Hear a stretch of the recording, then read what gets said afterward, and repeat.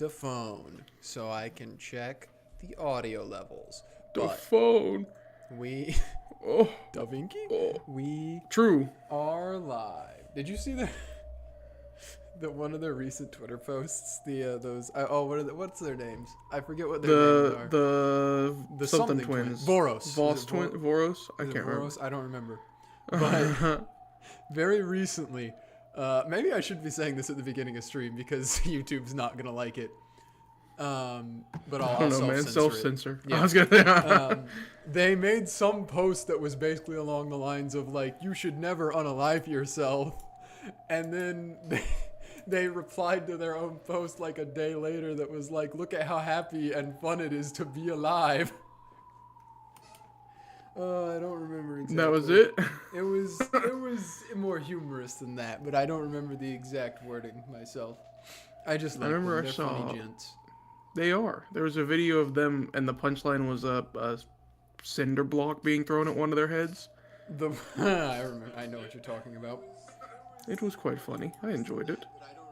Oh, I didn't even get the document, by the way. What's wrong with me? Well, our audio sounds good.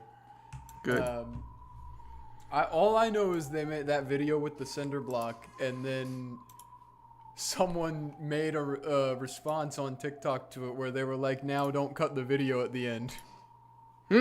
True. And then they both read it and they both laughed and then went in the it was the only time I've ever seen them do like a straight face that they both went no, and then the video ended. That's really funny. Oh, all right. Well, anyway. Yeah, welcome back, everyone. Yeah. What happened last time? Whoa. Numi Ueko. Yeah. It was a lot of love. I remember that. A lot more of Kanon finding himself. Mm-hmm. We got a lot more furniture philosophy. Yep. About what it means to be furniture and why Kanon and Shannon are being weird about their love. Mm-hmm. And then Anja was like, why are they being so weird about their love? And Feathering was like, I know why. Yeah, and Anja was like, tell me. And Feathering was like, no. It's funnier to watch you squirm. Yep. So Anja's been trying. Anja has been the exposition device for episode 6 so far. She's been the one who... She's the stand-in for the audience. Yeah, that's what I was about to say. She's been the one who's been asking all the same questions we have. Yep. But thankfully for us, she is actually in a library where she has a bunch of information at her disposal, and another person who has a bunch of information at their disposal that she can talk to. So... Yep. She's also, like, reading the story as it's happening, the one we're actually seeing. Yeah.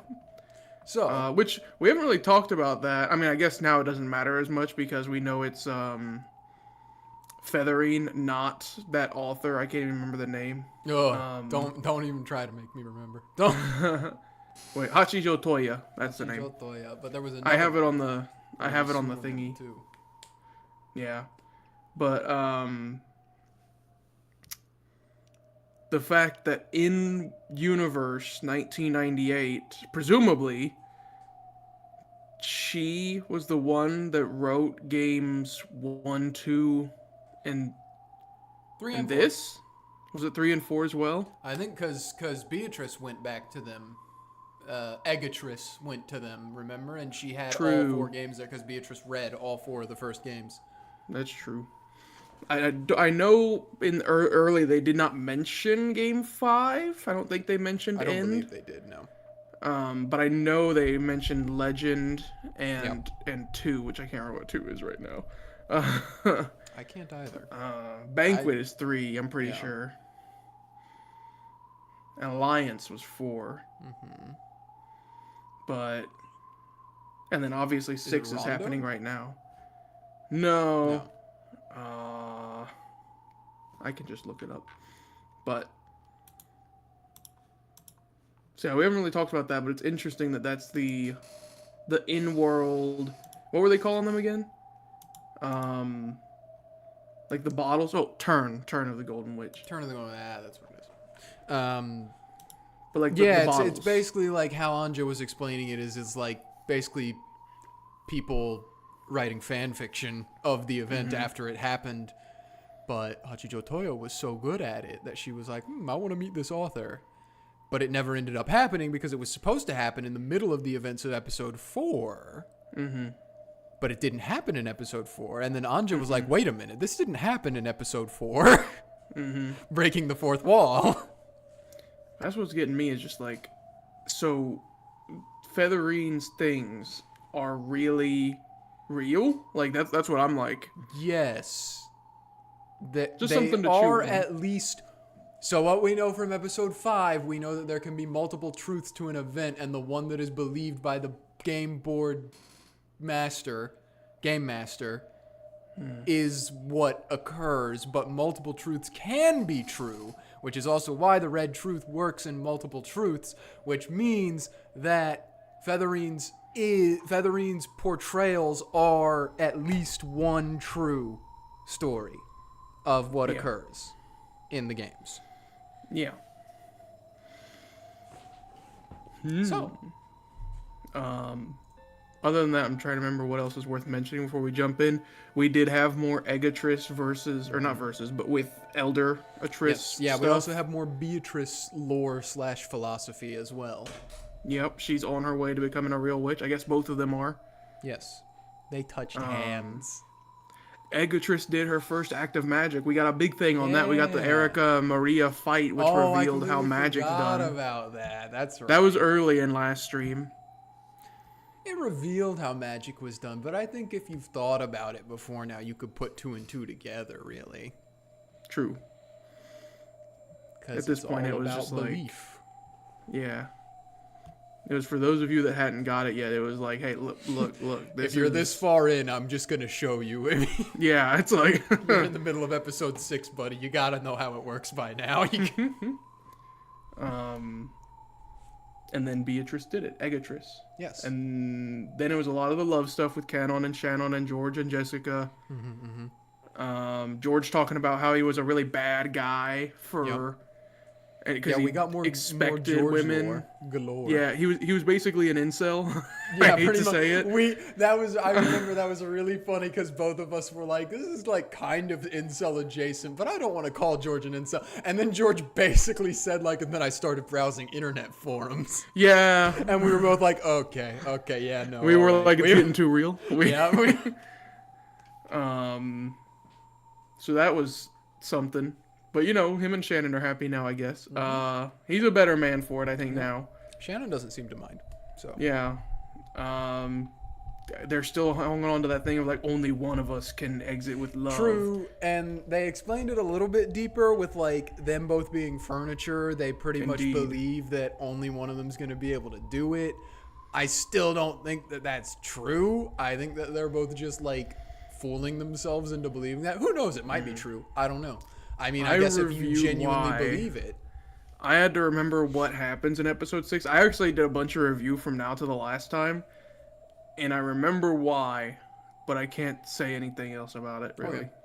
I mean, I guess, going off of what I know so far, if Kanon and Shannon genuinely believe that is the case, because we know that magic works off of belief, perhaps they are making that reality through their own... I don't want to say ignorance, because it's not that they're ignorant, but like through their own misgiving about only one of them being able to get out of it, where if they both did not believe that, perhaps it wouldn't be the case. I don't know. It's very interesting, the reason why. But obviously part of it relates to that magic of the brooch that they were looking at. Yeah. At least one of them, if not both of them, are like, we aren't furniture anymore. Yeah. So, I don't know. What else was there? I feel like there was one other thing worth mentioning about all that. Oh, and we had a crazy interlude again with whoever trapped in that room. Yes, we keep having those, and it's probably Battler, and I'm pretty sure I it's don't know, Battler, man. and I have it's no definitely idea. Battler. It's Battler. It's It's a randomizer. Who knows? it's It could be Battler, freaking and he's stuck in a Hideyoshi logic there. trap, and it's all a bunch of foreshadowing to show us that he's stuck in a logic trap. I wasn't sure until last episode when then it was written in red on the wall, like the whole puzzle of how do you open the door without the chain being locked on the door, because that's a logic trap. That's so Battler did an oopsie when he was writing the game and accidentally made an unworkable situation. And I guess now, with all that out of the way, as a recap for us, I should say, I don't know about Levi for sure, but I know most of the reason I always insist we do a recap at the beginning of these is for my own sanity and remembrance. Oh, it helps a little bit with me too. Yeah, no. I know It's some definitely a good VOD idea. watchers, live viewers may not like it that we spend so long doing this, but I swear it needs to be done if you want us to not go, huh, the whole stream. Yeah, true. I swear. And you can just skip it, because usually I don't get into the actual episode until we're done with the recap, so you can just skip ahead True. to now when the dialogue is on screen. Yeah, let's see what happens. Will the first Twilight happen? Let's see. Finally. Yeah, okay. Give me a second to sip up. I just woke up from a pseudo nap, so. It's that one meme we were talking about last time. You just care about the murders. You just... Exactly. Accept it. You only care about the murders. Okay. Come on, it's okay now. Let's hurry. I hope Father likes sweet foods. Oh, yes, he does like them. In fact, he seems to enjoy eating pretty much anything. Dang. Ho ho ho ho ho. After waiting for the master of the room to be out, Beato and Kumasawa entered the study. Then, they quickly cleaned up the books on the desk, set down the basket they had brought there, and opened it up. Inside were several cute cookies cut out in a butterfly shape. Wow. They set out a pretty plate and neatly arranged the cookies on it. It was the kind of subtle, conscientious touch that the recipient wasn't likely to even notice. The whole arrangement was filled with that sort of feeling. I see you spare no efforts for the sake of your beloved father. Oh no, are we like 4 layers deep again where these two Beatrices are here while that one's there? This is the most I'm allowed to do right now. To think that I would give Battler cookies. Why should I, the ruler of the night, do so much for a guest who comes so rarely? Because you love him. Dum. Then, the study door swung violently open. Uh-oh, is Battler angry? It was Battler, with Genji by his side. Battler's eyes went wide for a second when he saw Beato there, but his expression quickly went blank again. Do you sometimes feel like he's almost like a parallel for Kinzo in this episode? Oh yeah, no, definitely. I mean, I think it's definitely showing, like, it makes us understand a little bit more. They've said it several times of, like, Kinzo's insanity or Kinzo's madness of, like, what happens when you become the head. And obviously they do ham it up a little bit, but I do think there is some truth to that in the sense of he supposedly understands everything about Beatrice's game now. And so, like, with a new level of understanding there, he's very clearly changed in some regard. Yeah, it's just interesting. He acts so cold. It seems almost all of a sudden. So I do think I it's don't know. also perhaps because at the very beginning of the episode, he was very excited to have Beato back. But now I think perhaps he has, like, figured out it's not going to be that easy and I have to do more. So now he's like a cold determination has sort of overcome him, right? True. Seems interesting. I especially think with his choice of furniture as well. Part of this whole time I've been here, and I'm like, is this just a big allegory for Kinzo? Like, but anyway. What are you doing here? Father, please excuse me. I didn't come here to get in the way of your important game. How were you able to get in here? Wasn't this room locked? My apologies. They wanted to surprise you with a gift, so I lent them a key. See, have a look. Beatrice Sama baked these cookies with all her soul, hoping that you would enjoy them. Kumasawa-san and Genji-san taught me how. I never knew Genji-san was so good at baking cookies. Oh, he hasn't done it much of late, but long ago Genji-san cooked all sorts of things. He was especially good with sweets. Cookies? Yes, it's a gift for you, Father. I sincerely pray for your victory in this important match. Badler looked at the plate on the study desk that was piled up with beautiful cookies and the message card of encouragement lying next to it. And his face twisted with a complex expression, which might have been one of sadness and might have been one of hatred. Master. Genji urged him to consider saying some words of gratitude to Beato. Badler understood. Anyone would be pleased to receive an act of kindness like this. Even though he understood it logically, he couldn't help but give a small, exasperated sigh. Thank you. I'm very grateful. However, I don't like sweets. Please take it away. But Master...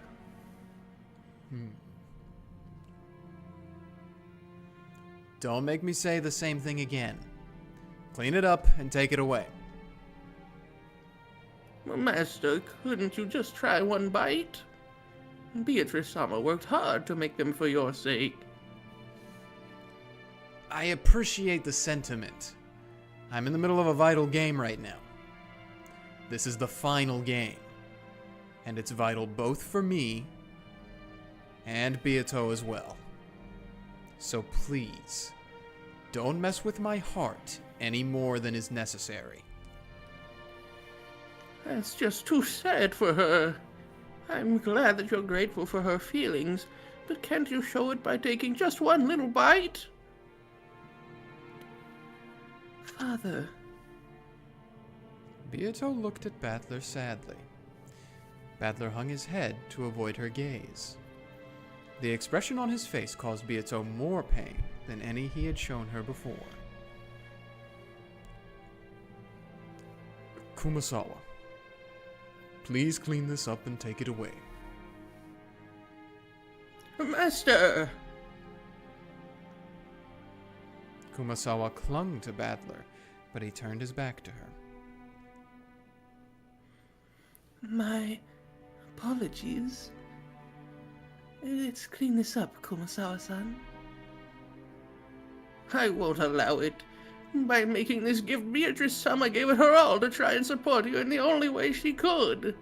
To tell her to take it away without eating a bite yourself.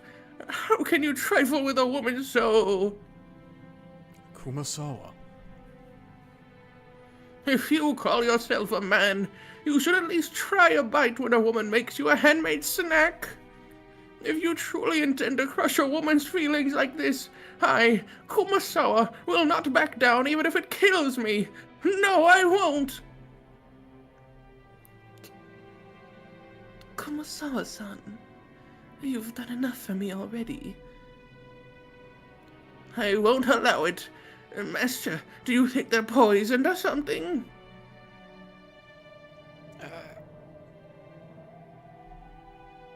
Yeah. If Beato ever came to give me cookies, of course I figured she'd put some kind of crazy poison in them. And she's asking me if I think there's poison in these? Who would expect that cookies piled up in such a neat and cute way could possibly have something bizarre hidden inside them? And anyway, Who could possibly imagine Beato making something like this? Because of that, Battler couldn't bear to look at Beato's innocent reaction, which was completely free from any malicious thoughts, like slipping poison into cookies. Beato quietly started to clean up. Every now and then, she sniffled. Aww.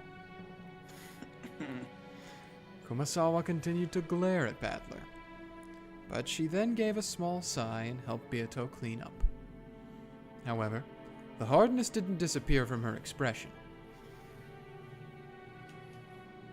My apologies, Father.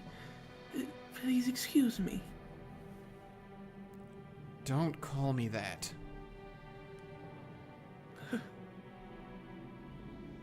Don't call me father. Beato never called me that.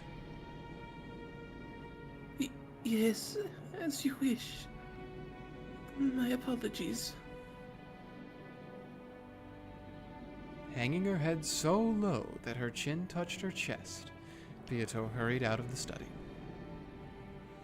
After giving Battler a look, Kumasawa chased after her. Kumasawa threw the door a bit violently, and the footsteps of the pair rapidly disappeared off into the distance.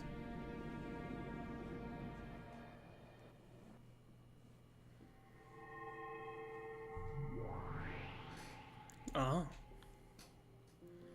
I may be his little sister, but I'm not sure how I feel about that. If she were anyone other than Beato, you'd think of him as a true enemy of women. Is that it? I don't have a clue why Oni-chan and Beato act so friendly together. Right now, I think of Beato as our greatest enemy, the one we must defeat. Still, even so, as a woman, I can't say I like how Oni-chan's treating her. And yet, I can understand Battler's feelings a little too. What a sad state of affairs. I still don't understand what kind of antagonism or connection there was between them. However, Oni-chan probably viewed Beato as a friendly rival, if not something more. Oni-chan's reason for defeating Beato isn't to destroy an enemy out of hatred. It feels like he wants to give a sincere answer to her questions. Yes, I can't deny the fact that their fight isn't based on hatred, but on a stronger emotion. And on top of that, Beato really is something. To remain dedicated to Oni-chan, all the more even after being treated so coldly. I agree with the other, older sister Beatrice. I can't understand why she's so dedicated to Oni-chan. And though it will only happen after changing over 1,000 years, that single factor that you don't understand will certainly be inherited by the Golden Witch Beatrice we know so well. Yeah, I understand that. Learning about this Beato will eventually teach us something about that Beato. And that may be able to explain the greatest piece in this crazy game, if not the game board itself. Such a mysterious witch. Though she said those words, Featherine wore a confident smile on her face. Her sarcastic confidence, as though she already knew the answer, was unchanged. Beatrice, I want to ask you something. Oh. Yes, what would you like to know, Anja-san? When Anja asked her question, Beato, who had been reading a fragment book in the shadows of the library, jumped. Why do you call Ushiromiya Battler father? Because he created the piece that I am. In that case, why are you so dedicated to Ushiromiya Battler? Is there some rule that pieces must obey the creator that makes them? There is no such rule. A piece is like a tool, or perhaps a knife. When used skillfully by the game master, they can be quite useful. However, if you use them incorrectly, they can hurt you as well. Whether a tool is used as a tool or a weapon, that has nothing to do with the tool's own will. It is merely the result. In that case, why are you so dedicated to Oni-chan? It's almost as though that's your goal as a piece. Yes, that is the goal that gave birth to me. Did Oni-chan, the one who gave birth to you, give you that goal? That's not it. As the game master, Battler merely set a piece with that role on the board. Also, the one who gave birth to this piece was the first game master and the one who created this game, Beatrice herself. This is getting confusing. In other words, you keep calling Oni-chan father, but he's not actually your father. You're just calling him that affectionately, because you feel obligated to devote yourself to him. Yes, I think that's true. Father was the one who placed me on the game board. If he hadn't, my piece would never have had a turn. So, the fact I exist here right now and am able to devote myself to my goal is all thanks to Father. I see. So that's why it makes sense for you to call him father. In that case, who told you to devote yourself to Oni-chan? That must have been the first game master, Beato herself. This is so confusing. You wish to ask her why she must devote herself to Ushiromiya Battler, correct? However, she cannot give you that answer. She was given nothing but the goal itself. Only the person who gave her that goal knows the reasons for which they did so. I see. Consider that as well, child of man. Right? So that means you already have an idea and you're laughing at my confusion.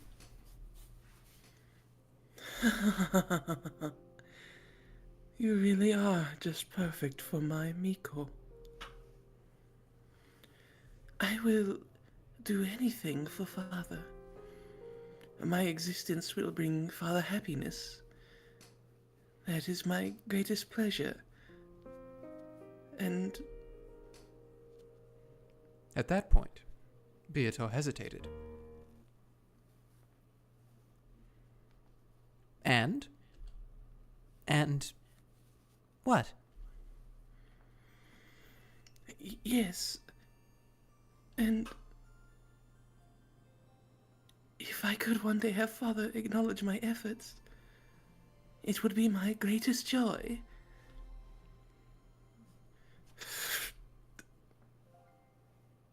What the hell? If you only wanted to devote yourself to him, I'd say you're just another furniture of the witch. But you want him to acknowledge your efforts? That's less like furniture and more like... An just stopped mid-sentence. That's less like furniture and more like... You're just a girl. Who loves Oni-chan. I don't get it. The driving force... Oh my goodness. The driving force behind this Beato is that of a girl who adores Oni-chan? But then, what does that make her? If the first Beato liked Oni-chan, then she should have adored him and devoted herself to him directly. Why would she create a piece of herself, a separate entity, to do it? As it stands, Even if she does attract Oni-chan's attention, it will be towards the piece version of herself, not the creator who made that piece. If I ever like someone, I'll probably want to do things for them. But of course, I'd want to do those things myself. After all, I would want him to notice me. It's a love that will always go unrewarded, no matter how devoted she is. And she's doing this out of her own free will. Beato's actions look no different from those of an average girl in love. She's devotedly doing all she can for him, dreaming that her kindness will eventually be acknowledged. Why would Beato create a piece like this? Maybe putting it in romantic terms is a bit too confusing. Let's try using food as an example. What? What? This would be as pointless as creating a piece to eat food for you. No matter how much food your piece eats on your behalf, you won't get any less hungry, right? You're the one who wants to eat. There's no reason to have a piece do that in your place. For most jobs in this world, you can get someone else to do it for you. I know this is a serious moment, but this reminds me of a brief time in meta in high school when people would say, I'm gonna go to the bathroom, and somebody would say, can you go for me too? That's all. If you make a piece to go to the bathroom for you, you're still gonna need to piss. That's what I'm thinking. However, with love and food alone, Not alone. there can never be any point to letting another person do it in your place. Just like we just said, not those two things alone. There's a lot of other things that you can't let people do in your place. That's right. This Beato was created as a piece because of an impossible reason. Though at a glance, she looks just like a normal girl. The more I know about her, the less I understand. Like she's an imaginary number. Real for that one. Father hates it when I call him father. And the me that father desires didn't call him by that name either. Right. The former you spoke to everyone without even using honorifics. However, simply possessing that knowledge doesn't mean I can refer to father quite that informally. I'd like to give it my all and start calling him Battler-san. I'm surprised you haven't gotten discouraged after being treated so coldly. No. Battler-san is in the middle of an important game right now. His opponent is the formidable Lady Erika, a piece of the great Lady Bernkastel. It's no surprise that he was in a bad mood when I stepped in at a delicate moment in his game, just as it was starting to reach a critical point, and called him by that name he doesn't want to hear. Apparently, Beato still wanted to devote herself to Battler, even after being treated in such a cold manner. Though to an outsider, it might just look as though she's being snubbed. It doesn't faze her at all. It truly is the blindness of a girl in love. Or is it that I can't see because I have no love? At times, love does let you see the unseeable. That'll be good.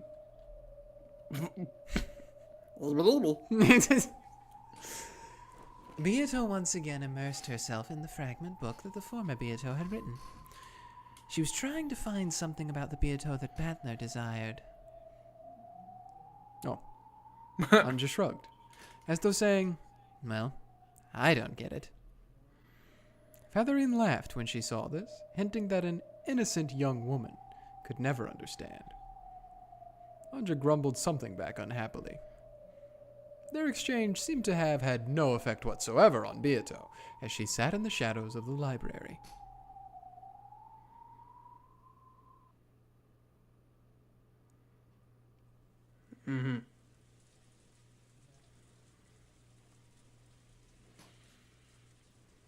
After chasing all the others out, only Battler remained in the study. Is it my turn to do the screaming? There was no color in this dimly lit room. However, for just the short time that the plate of cookies had been placed there, the room had seemed at least a little cheery. Battler's gaze drifted over to the table, which no longer had anything on it.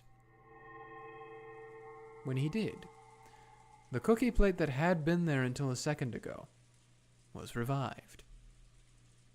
However, it was an illusion. Though the cookies could be looked at, they could not be touched, much less eaten. If Battler wished, he could make it possible to touch them or eat them, but it would be an empty sensation. It would only give the touch and taste that Battler desired. He no longer had any way of knowing what kind of cookies they had been.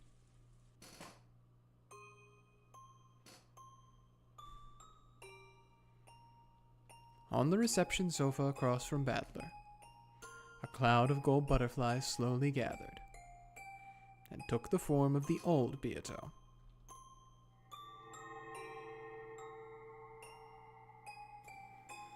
Come on, have a bite. It's not every day that I make these by hand. Have no fear, I'm confident in how well they've turned out.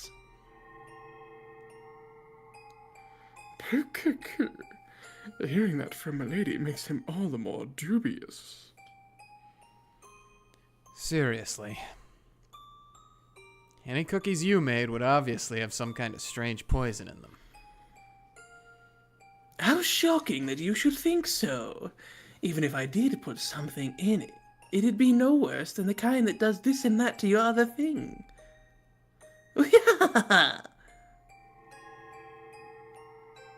If you do that sort of thing all the time, Battler-kun will never agree to eat them. Dang. Huh? Putting things in someone's food is pretty basic, isn't it? Fingernails, bits of hair, magic charms, fragments of love. Flashback to Love Nectar. What would you people put in? Dang, are you kidding me? Marilyn Monroe pose. Yeah. Yes, Mum. I wouldn't put anything in them. I'd just eat them all myself. Obviously. Do you have to be so predictable? Well, they say a girl's gotta grab by all three sacks. Uh-huh. The first one's the stomach, right? Oh! Next comes the wallet. And what was the third one again? If I could catch a guy's attention, I'd want to make him sacrifice his body, heart, and soul to me. That's why I pour all of my power and affection into my cooking. In any event, making someone eat your food is probably a frontal attack that's gone unchanged throughout the ages. Ridiculous. How pathetic to think that you couldn't grasp a single man's heart without relying on such simple tricks. Oh? Are you saying you've succeeded in grasping a man's heart, One-sama? Battler, there's nothing weird in it, so have a bite. Don't think you'll ever get a chance to eat my handmade cookies again. There probably won't be another chance. I slowly stretched my hand out to the illusion of the cookie plate and touched it.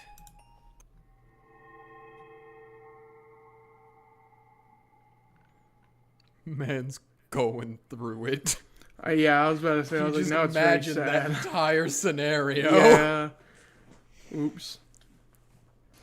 Just before I did, it became a cloud of gold butterflies and vanished into the darkness of the study. Again, makes you understand a little bit more why Kinzo might have been as crazy as he was. Mm-hmm. The illusions of Ronove and Virgilia also disappeared. However, the illusion of Beato alone still remained on the sofa.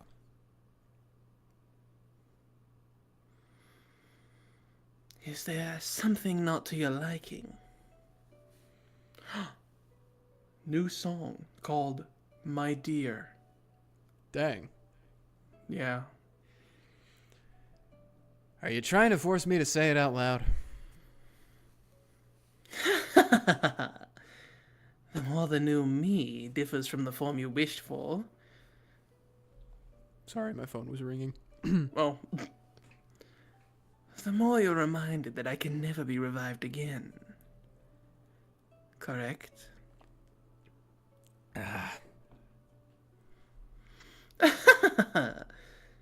If you let a good woman get away, you never get a second chance. So, only now, you finally realize what a good woman I was. He's getting better at this pretending to be her thing. He's getting... yeah. Shut up. If you never appear again, that'd be a relief.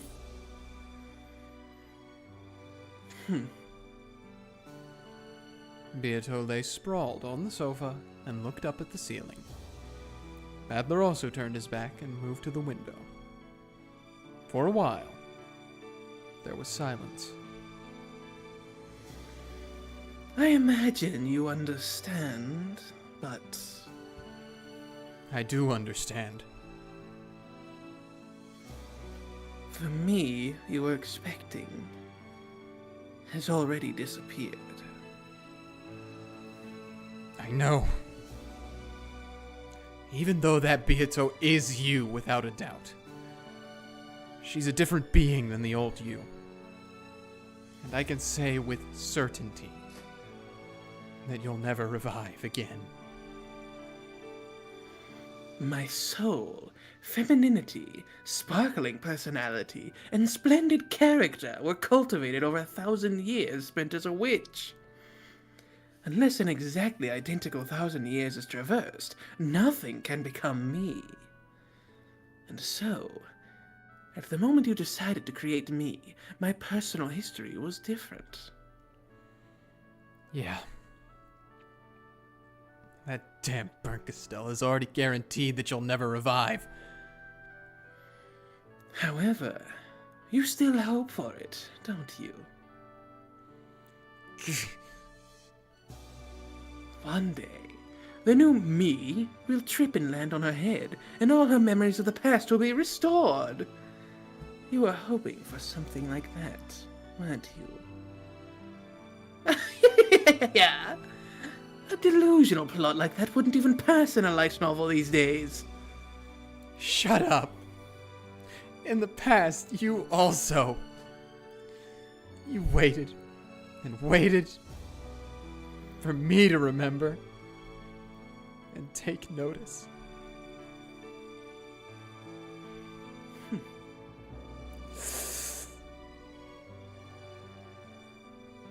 Then, what is it? Does this mean that our relationship is exactly the opposite of how it once was?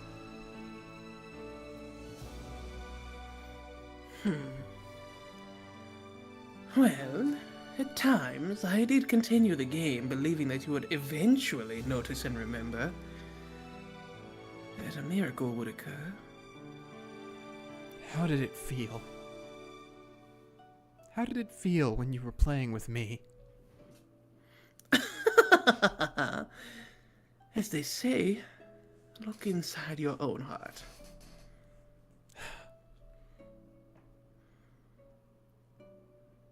It hurts. If only she didn't look so much like you, I would have kept my cool a little better. Well, do as you wish. In the past, I toyed with you and tormented you. Now's your chance for revenge against me. The new me will just wander about nervously, ignorant of everything. You may boil or burn her as you see fit. Perhaps doing so will ease your old hatred. I would if it was you. It'd probably make me feel a lot better. But that Beato isn't you. If it isn't me, who is it? It's someone very much like you, but not you. But even so, she most certainly is me. True. She is you. And at the same time, she's a different person. In that case, the new me really has it rough. She's being treated like a plaything in my place. How truly pitiable.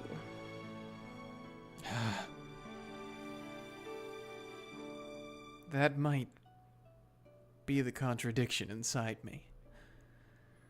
The new Beato seems like a different person, so I can't accept her. Even though I know she's a different person. She keeps reminding me of Beato's face.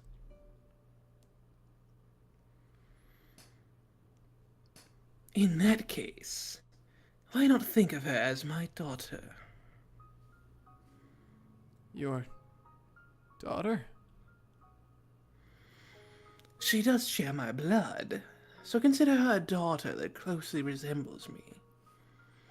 After all, she is my double, but hasn't lived 1,000 years, so calling her that is not incongruous. True. Imagine that I have died, left behind a daughter, and entrusted her to you. Won't it become a little easier to deal with her that way?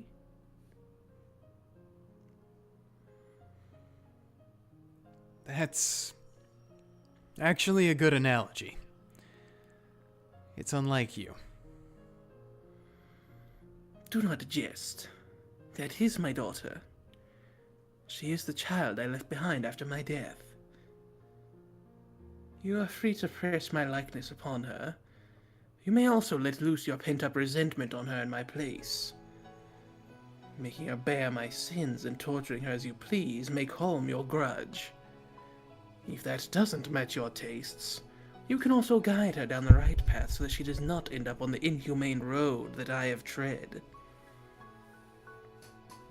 She was made to devote herself to you since the moment of her birth. If you wish, you can mold her into any shape you desire. After 1,000 years of miracles, she might even become me. So, I could even strip her naked and drag her around with a chain like you did to me once? Yes, at this point, even greater humiliation would be possible.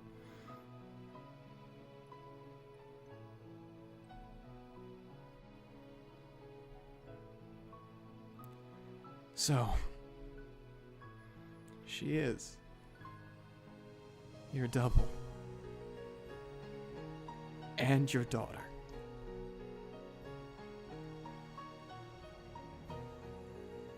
Yes, she is exactly the same person, the same piece, which was created once more by the rule called Beatrice. However, when I'm unable to accept it that way, I can think of her as Beato's daughter, finding a clear guidepost for how to interact with her and smooth the uncertainty in my heart. Finally, I understand how cruel I was to her then.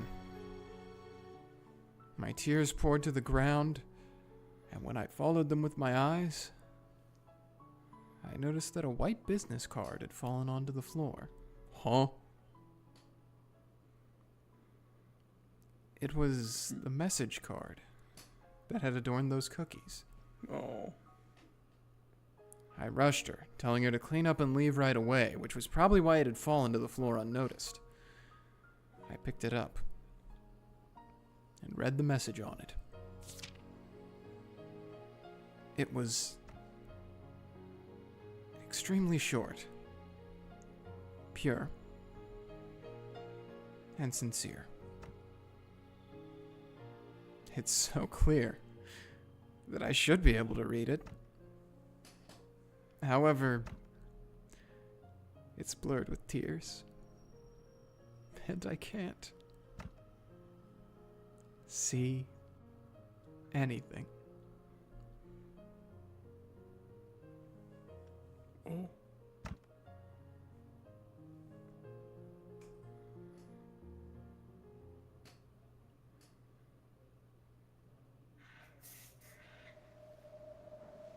What'd it say?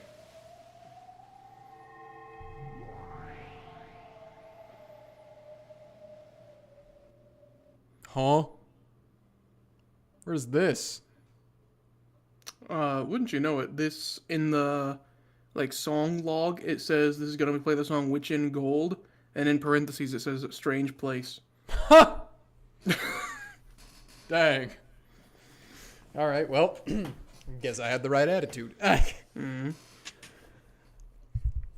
The flood of light and sound slowly dissipated. The silence that followed was not interrupted even by the sound of the wind and rain outside that had once been present. Both Jessica and George timidly opened their eyes. Huh? Where in the world is this? It was a strange room they had never seen before. It looked like a Western-style smoking room. Its furnishings were stylish and expensive. It felt like the room of some dignified person. There was a set of black tea on the table, as well as a chessboard, which seemed to be halfway through a game. However, there was something strangely out of place. The black and white checkerboard pattern made it feel like chess, but it looked like a very similar yet totally different game that no one knew of. And similar to how it both looked like chess and not like chess, the furnishings of this room, no, the room itself, though it seemed like a Western smoking room, it also felt like something completely different. Just where is this place? Jessica, Shannon, Kanon-kun, and Shannon? Where's Shannon? I'm right here, George-sama. And I am here, milady, George-sama. We apologize for bringing you to a place like this. That's right. I forgot the last thing that happened to Jessica was she got blinded by the power of the sun. Yeah, that brooch power, man. Yeah. What on earth is going on? Just when Shannon took out something that looked like a butterfly wing, and it started shining. The same thing happened to me. Kanon-kun took out this gold butterfly brooch thing. It started to sparkle and... Milady, George-san, first off, please allow us to apologize. And please stay calm. Something strange is about to happen. That strange thing will probably test us. Test us? Do you mean that trial you were just talking about? We had to overcome if we wanted to be together? Is that it? A trial? I haven't explained it to you yet, milady. My apologies.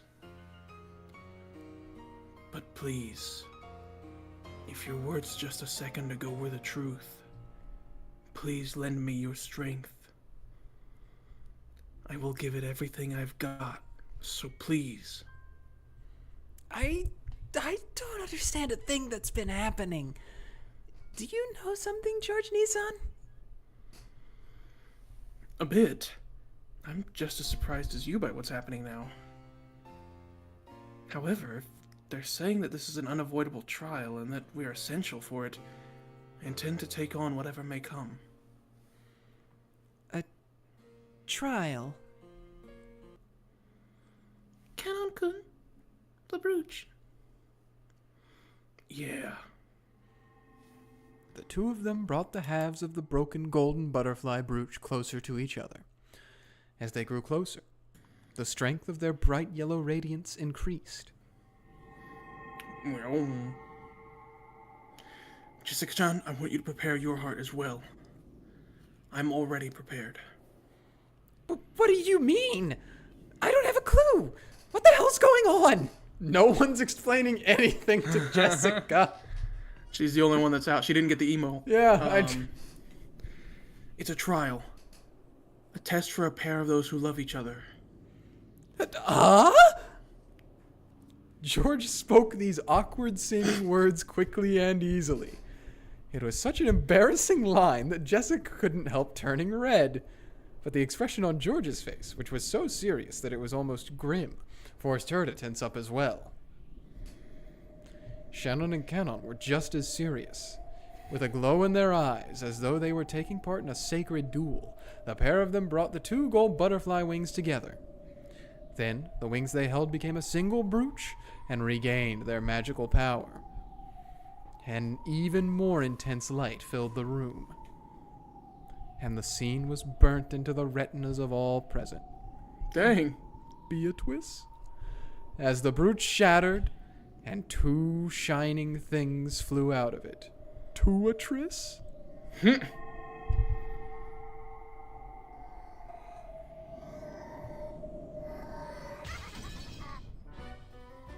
Oh, it's these 2! Yeah, you forgot the name of the chapter. I don't know who's speaking first. I'm gonna guess it's me, because I also was the first last time. Mm-hmm. We'll course correct if need be later. Yeah. Okay. People live for the sake of love. Yes, this world is love itself. Is this me? Yeah. Oh, how great is the power of love! Love is everything there is! Suddenly, the voices of 2 people they had never heard before rang out. What was it? Who were they? Meow. Clapping. George and Jessica nervously opened their eyes.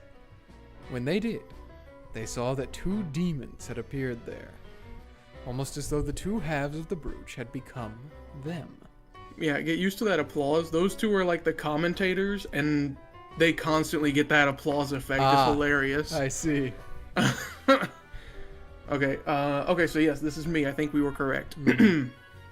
Hey, that's weird, Furfur. What are we doing in a place like this? It really is strange, Zepar. There's no one but humans and furniture here. Where's the witch? Where's the witch capable of summoning us? Yes, we remember the name of the witch of the contract really well, don't we? Let's try calling it out, Furfur. Yes, you're right, Zepar. We know the name of the witch of the contract, the Golden Witch. Also, we're gonna have to get used to trying to be in sync with these, so let's, good luck, especially over Discord. Then let's try calling her! Wait, here it comes. Beatrice! Considering their exaggerated theatrical manner and their slightly comical style of talking, it'd probably be hard to comprehend their great power at this point. So Battler made these 2. Did he? Either that or he looked at someone's notes and... When the 2 demons called Beatrice's name, a cyclone of gold butterflies picked up throughout the room. Then it took the form of 2 golden witches. Oh, there are 2 Beatrices. Well, there are 2 of us as well. Why shouldn't there be 2 Beatrices every now and then? True.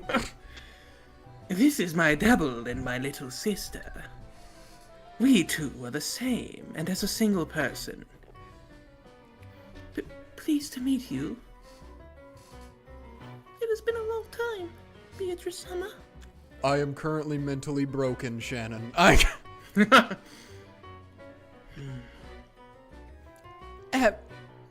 Am I dreaming? Jessica, it was in the email.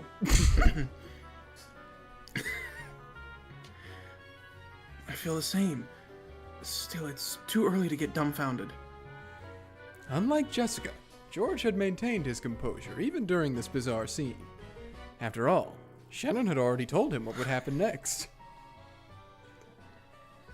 Demons of the contract, it has been too long. Zepar.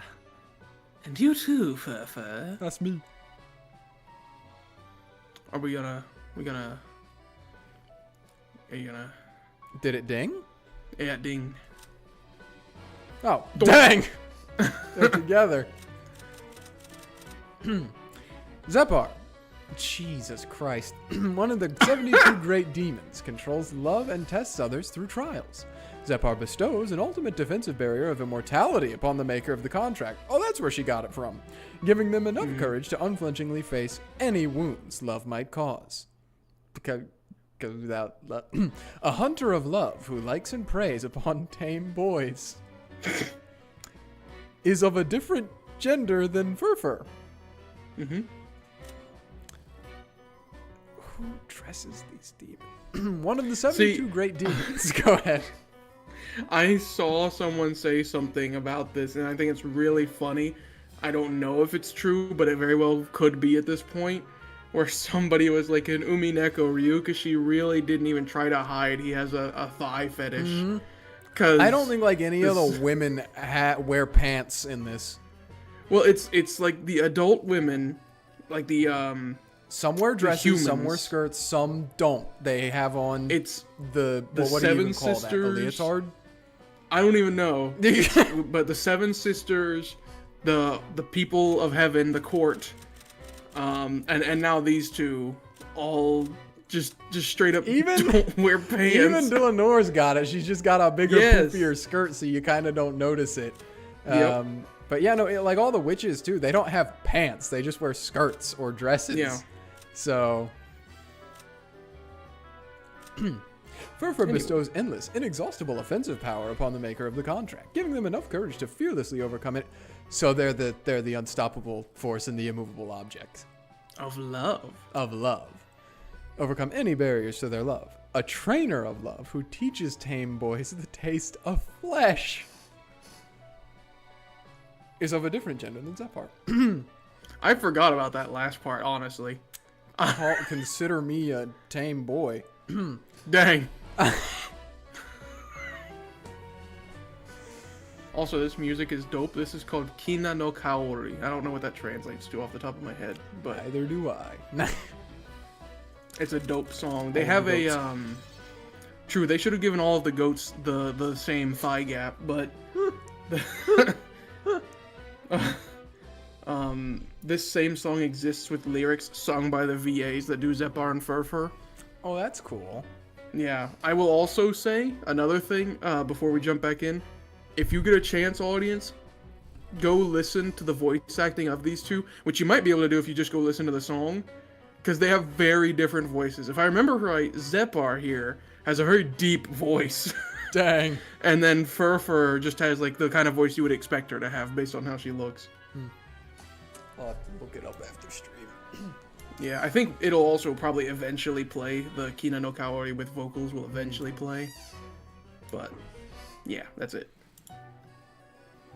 Oh, it's my line. Long time no see. You seem to be in high spirits as always. I like how we've just done two different variations of Southern for them. Yeah, I'm the mega church leader, Southern person. But what a cute little sister you have. I bet those teary juicy eyes taste like white peaches. Huh? White peaches. Well, I wonder.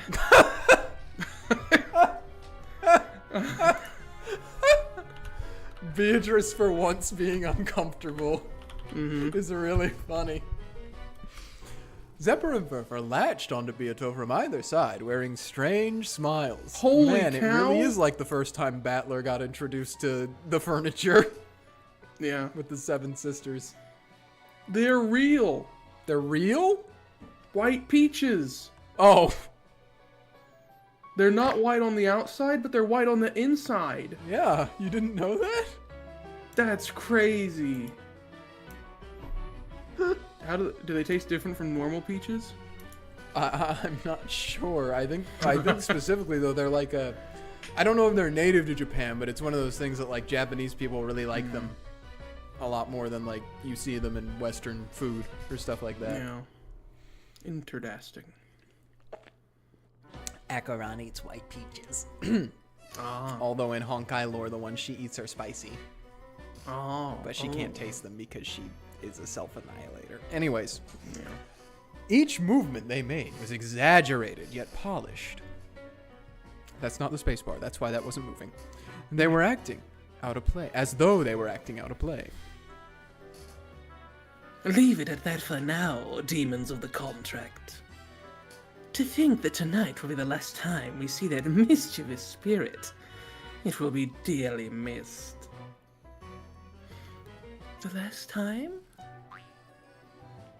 The brooch! Our vessel has already been destroyed! In other words, our role is finished after this. Ah, yes, it's been fun, Beatrice. However, it was decided when the contract was made. It was decided that we must lend our power one more time before our final farewell. So, this is truly the final miracle.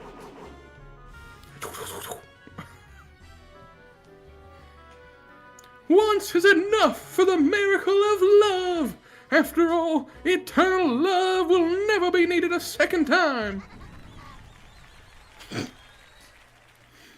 Oh, also a new sprite here. Yeah, just give them a There you have it. Lovers. Those gathered here have been cursed to have unfulfilled love unless a miracle occurs.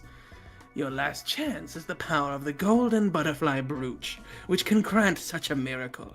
And like it or not, this chance is limited to this evening. This miracle can be given only to a single pair. I won't lose. Yeah, let's both give it our all. Shannon and Kanon exchanged serious gazes. Both had already readied themselves to fight for the sake of their love. I don't really get it, but I don't want to borrow the power of someone's strange demon. Jessica was finally starting to figure this place out. These demons were probably planning to pit her and Kanon against George and Shannon. Let me be clear. This is none of your business. Kanon and I can handle our relationship by ourselves. I shouldn't have to put myself in the debt of some bizarre demons. Milady, please listen. If we don't overcome this trial, we cannot be together. You keep saying that. I'm with Jessica on this one, Kanon. I don't think it's true, but okay, we can keep going. Jessica, accept it. This is the only trial that could possibly be imposed on upstart furniture wishing to be joined with a human. Can you say it in red? More of this stuff about furniture and humans. Don't butt in. This has nothing to do with us. You still haven't told Milady? I didn't know how I should explain it. Kanon-kun, Shannon, and you! George Nissan!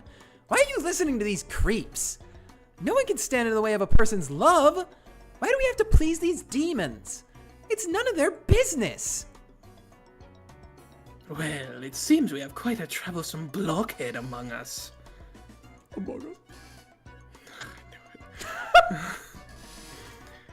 We could begin the game like this, but that would hardly be fair.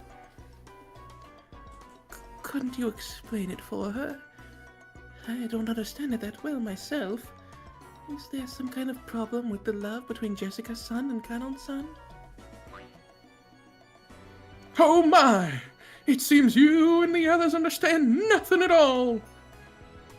With our blessing, the pair can cultivate their love at their leisure. No need to worry about suspicious demons. However, without our blessing, your love will vanish, disappear, wither, and decay. How the hell are you so sure?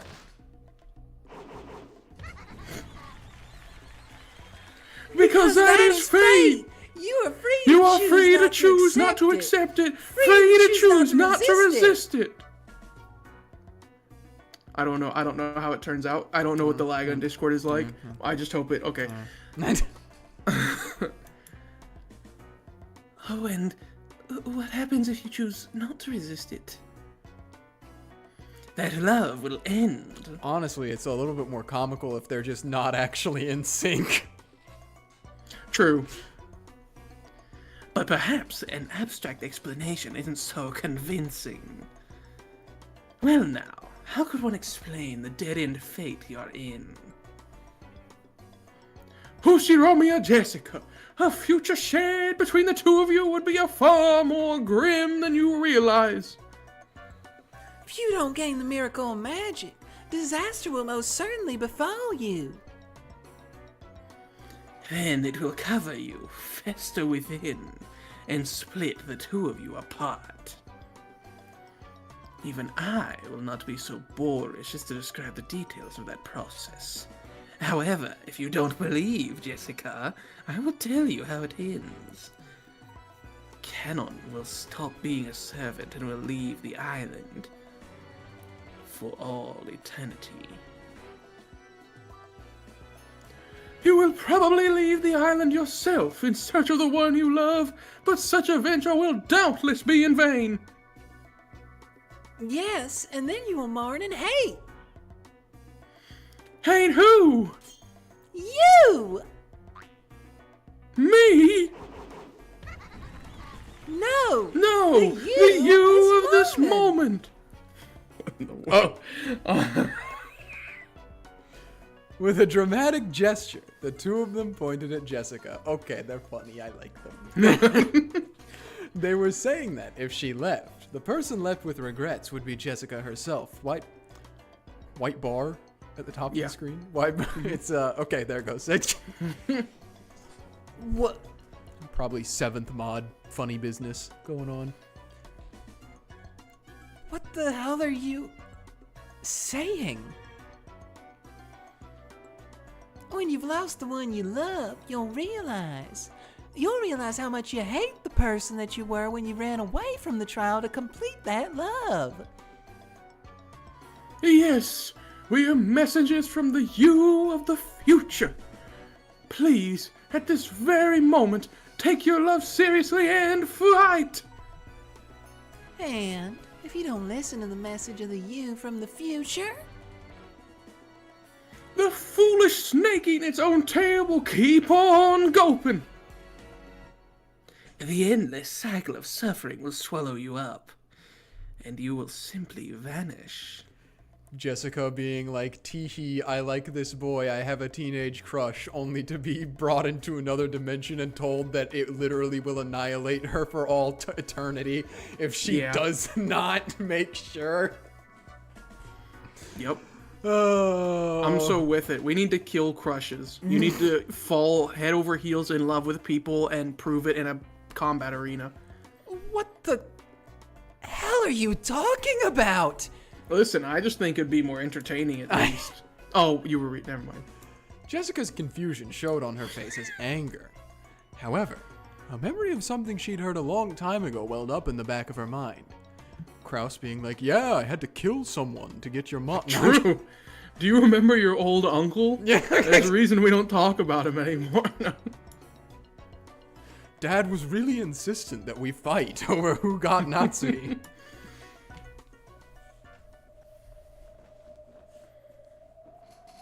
Oh. Unlike Nason, I don't plan on working here for many years. After just a few years, or possibly, if Nason ever decides to stop working here, I think I'll stop working too. Kanon-kun.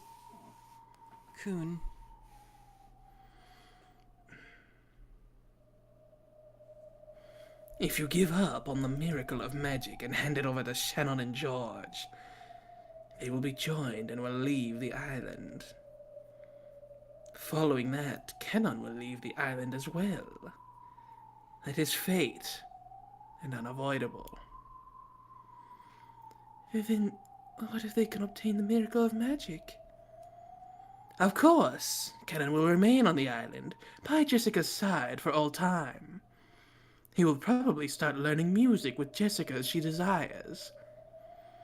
How their relationship will progress afterwards is a matter for the two lovers.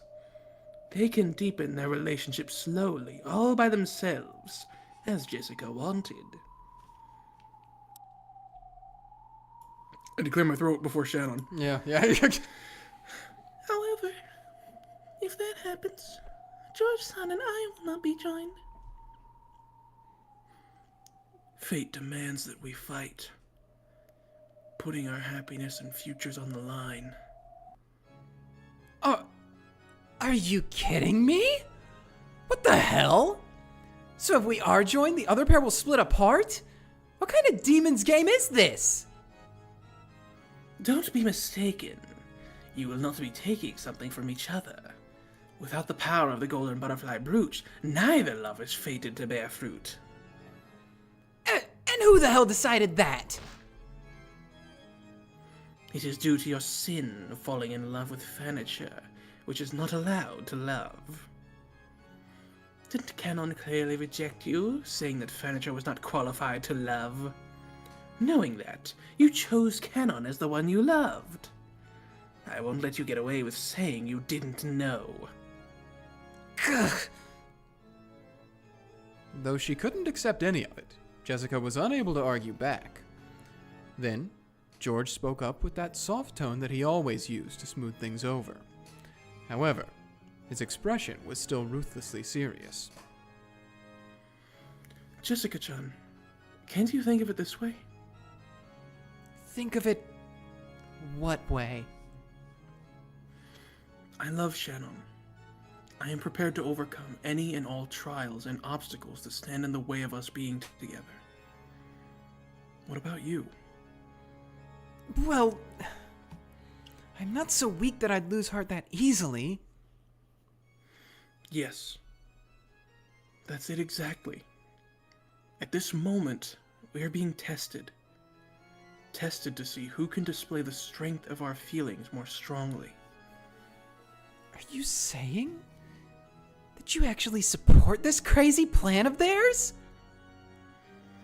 It doesn't matter whether I support it or not. When I gave Shannon that engagement ring, I swore to fight all trials and barriers that stand in my way.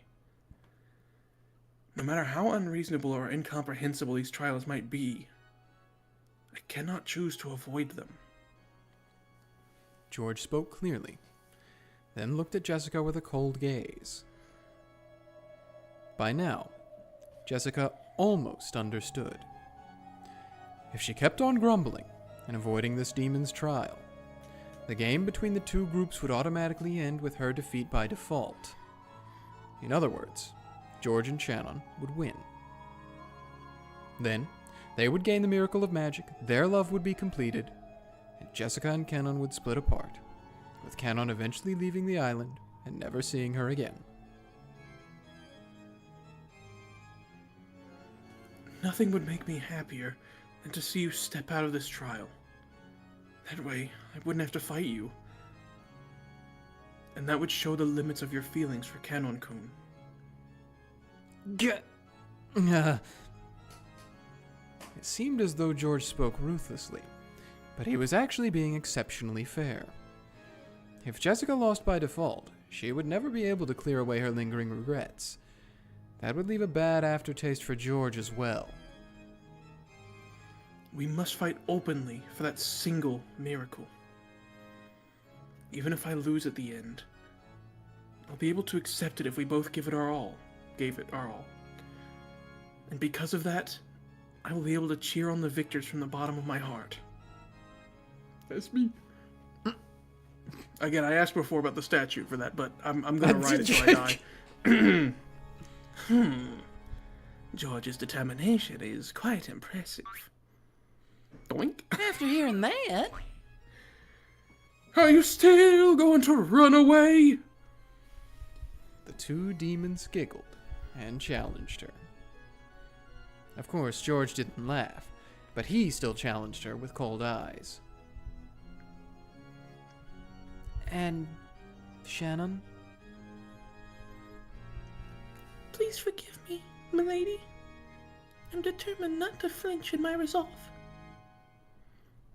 Even if I know that sticking to my feelings means ending your loving relationship, milady. Shannon had never before spoken to Jessica with such serious and solemn words.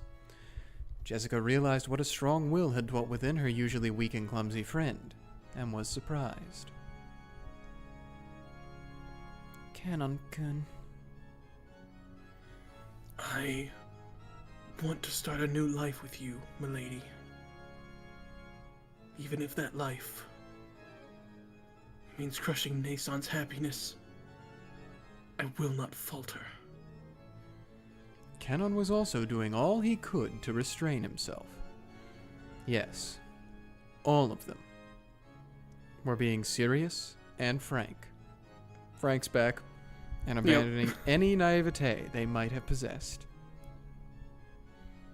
All this about golden butterfly brooches and miracles of magic, and the trial that the demons were giving them. None of it mattered. Only one thing was being tested: whether or not they possessed the strong will to make their love come true. Jessica clenched her fists and hung her head, shaking while biting her lower lip. She was silent, but she would probably gain an unswerving will of steel before too long. She just needed a little time first. The two demons who taunted people with dramatic gestures did not violate this silence that Jessica needed to resolve herself. Love brings about conflict, and this conflict gives rise to determination. As the demons of love, they could understand more fully than any others how noble that determination was.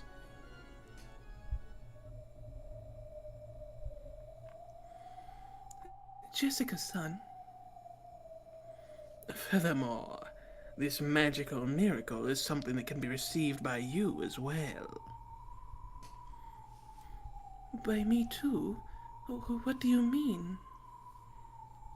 She had thought this had been about two pairs of lovers. Beatrice was surprised to suddenly hear that this had something to do with her as well. With the miracle of the golden butterfly brooch, even your wish that your affection for Battler will be acknowledged, can be granted easily. George and Jessica both being like, huh? Hold up. Wait a minute. They don't know.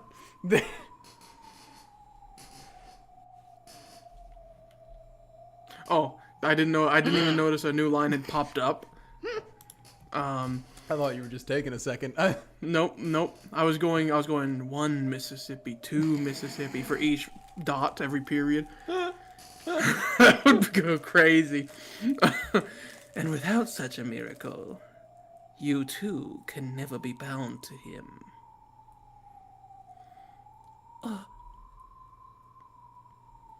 It means you're no outsider to this either. To cut across the marshes of love? That is your wish, is it not? We will not make light of your wish. Okay, let's start fighting. Beatrice immediately annihilates Shannon and Kanon. 2 towers just appear in their spot. Yep. Even your relationship with Battler will eventually fester and rot. No matter how much of a positive outlook you take, you know that this fate will eventually come to pass, barring some kind of miracle. You're not using the red? I'm not believing with certainty. Okay, Erika. If you don't got Lambda backing you up. Well, Beato hung her head sadly. She hadn't wanted to lose heart from that cookie incident. However, it would have been a massive lie to say that it hadn't hurt her. The more she tried to get close to Battler, the more she hurt him. However, she had been born in order to get close to Battler. She was like a hedgehog, freezing in the cold and bunching together for warmth. Interesting that you chose a hedgehog. Mm-hmm. She had approached him because of love, and had been hurt for it.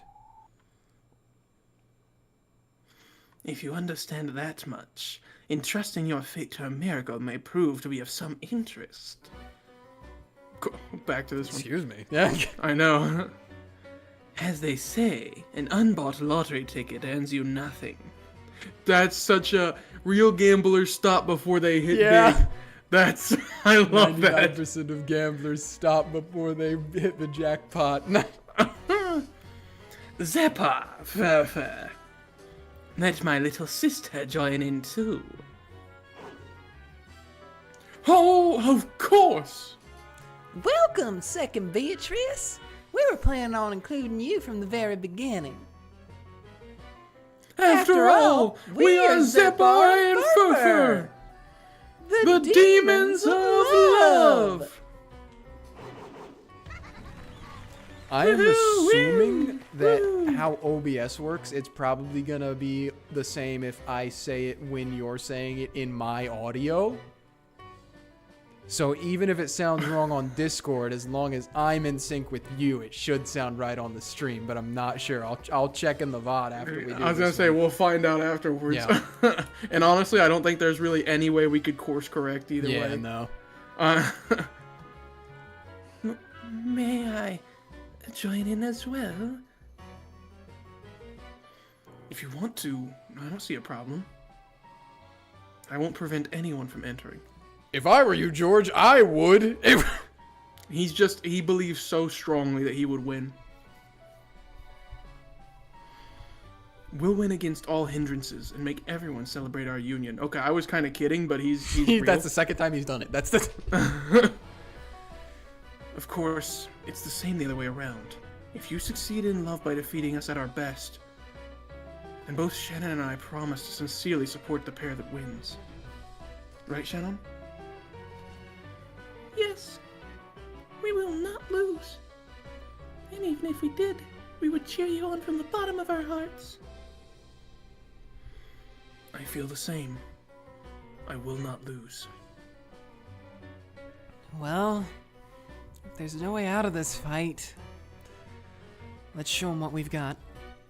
No matter what, Kanon-kun and I don't plan on losing. You feel the same, do you not? Yes. If there is even a small chance that Father... no, that Battler-san will acknowledge me, I'm willing to put myself on the line. That's even more the point that, like, George and Jessica, I'll be like, huh? Yeah. Because she just said father. Oh, wait, no, battler. Huh? Well said. Good going, little sister. Zeppa, Furfur. The actors have gathered. They said, say no more. Yep. And let's begin, Furfur. Yes, let us begin, Zepar. Let's begin this trial of lovers. The fight over a single miracle of magic. Dink. That was the chapter, Zepar and Furfur. Oh, well, there we go. The next one is Self-Reliance, and I really hope we can get through this one because I think it has a CG in it, if not more than one CG, and we are out, so I need some. Ugh. Sorry. Dang. Oh, shoot. 1 second. I dropped something. Oh, okay. Hey, drop something. I was about to say, you didn't do what you did last time. You did. What did I do last time? You went, he dropped something. He dropped something. Did I really? Yeah. Dang. Okay. Erika had returned to the room that had been given to her, on the second floor of the guest house. The next room over was empty. Oh. It was very quiet there. Does she just constantly, every time she's in a room alone, listen in on the other rooms? This was before they had phones. So, like, Even pressing her ear against the wall wouldn't help her listen in on the voices in the cousin room. I would do the same thing. Even with hearing power boosted by the detective's authority, it would probably be impossible to make out anything. This room was the farthest down the hall, a long way from the cousin room. Dang, it's almost like someone did that on purpose. And last time, my room was right next to theirs. I see. So he's placed my room farther away this time. Such a modification to the initial arrangement is well covered by the authority given to the game master. It would seem to be quite a reasonable first move. Well, it's better for me that way, too. Like I'd want to hear those brats' squeaky voices as they play cards.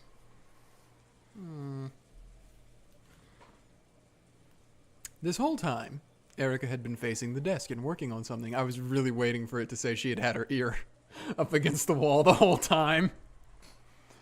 Right after her saying that. Nope. She was preparing some of those packing tape seals from before.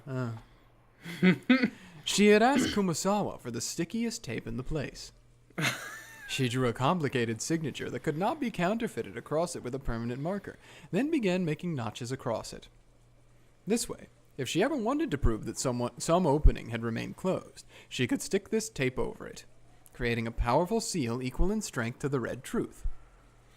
These menacing seals had cornered Nazis so thoroughly in the previous game. She has it in Tape the sprite, tape sprite, tape sprite, tape. Real. Me.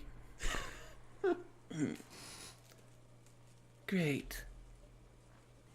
Is something wrong? He got me. That battler doesn't let anything get by him, does he? Erika grimaced and showed the piece of packing tape she had torn off to Dillinor. At a glance, Dillinor couldn't tell what had annoyed Erika. However, as soon as she held it, she realized the difference right away. This won't be any good. Yep. It's barely sticky at all. This won't reach even close to the red truth. Even packing tape can be of low quality, and it sometimes gets weaker with age.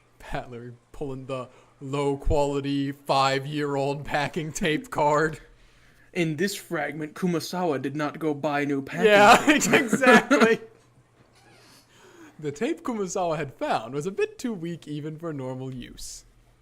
It wasn't nearly sticky enough to be used as a detective seal. It is possible to tear it off cleanly.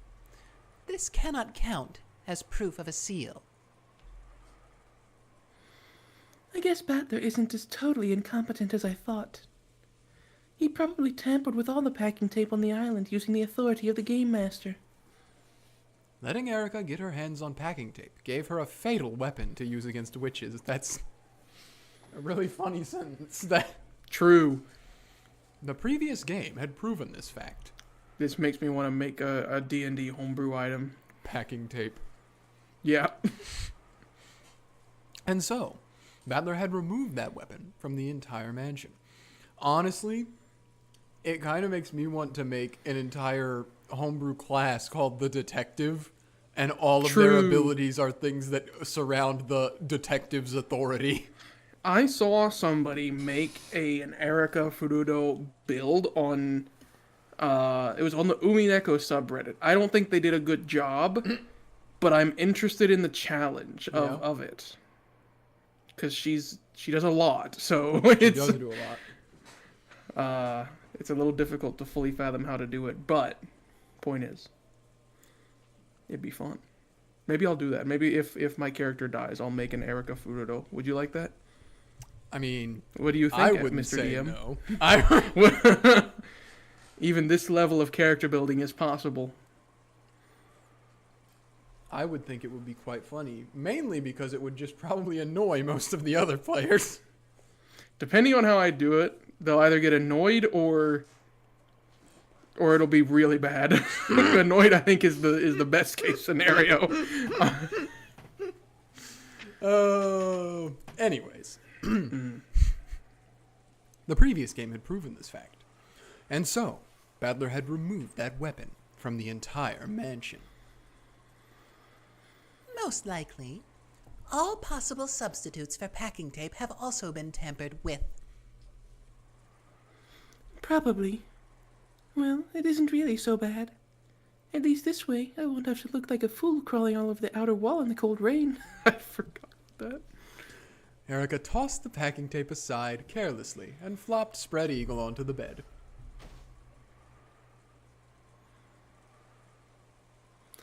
Anyway, waiting calmly for the crime and smoking a pipe is also part of a detective's role. I doubt you'll have any role until the first twilight begins. So why not vanish off somewhere and take a break? I'm watching you to make sure you don't do anything stupid. I imagine that just the sight of my face is tiresome for you. Sorry. Caught me off guard. I do not smoke. I am just a kid. Oh, really? I wish I could. Well, only if it really is as refreshing as smokers claim. Hey, go find Rudolph. Go. It seems that you are not in high spirits. Does it look that way? Erika answered lazily, still looking up at the ceiling. That in itself was half an answer. The silence between the two was filled by the sound of the wind and the rain. It was so quiet that the sound of the ticking clock rang out clearly.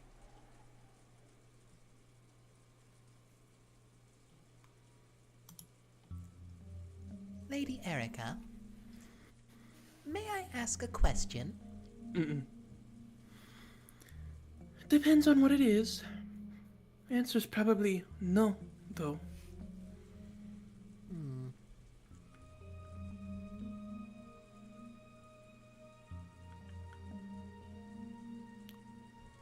That's me. My sprite was gone. My sprite was gone. That's not fair. They can't do that. Well, we're just killing time anyway. What is it? Maybe Erika was bored too. Or perhaps the sound of the rain was making her sentimental. She agreed to listen to Dillenor, which was very unlike her. Why? Why do you hate magic? The big question. By the way, this song play cue is Minute Darkness, name of the song, in parentheses, Dillenor's question, which I think is kind of funny. Ask her of the first question. True! You mean that thing downstairs with Maria?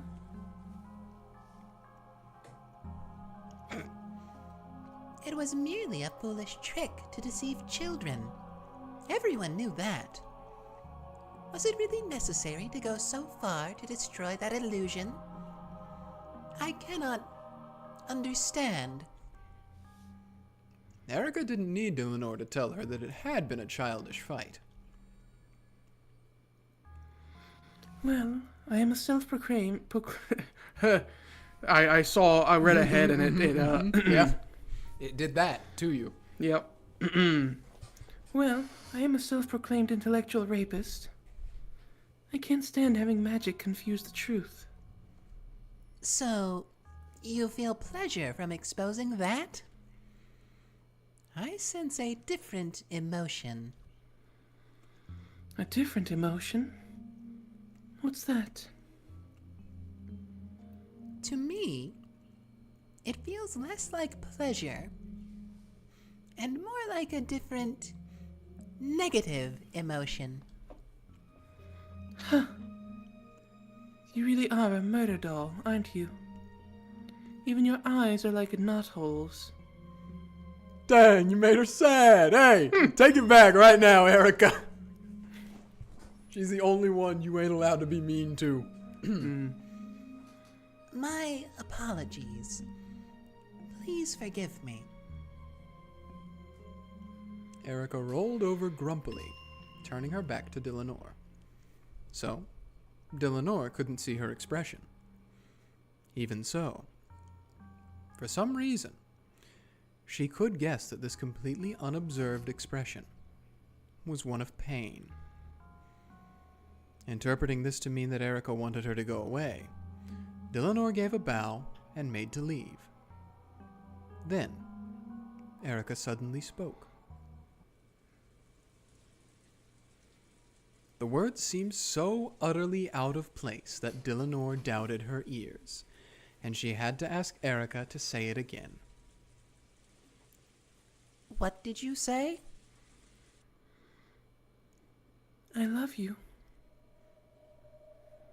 It really did seem utterly out of place. Dillenor wanted to see what Erika really meant, but the latter still had her back turned, and her face was out of sight.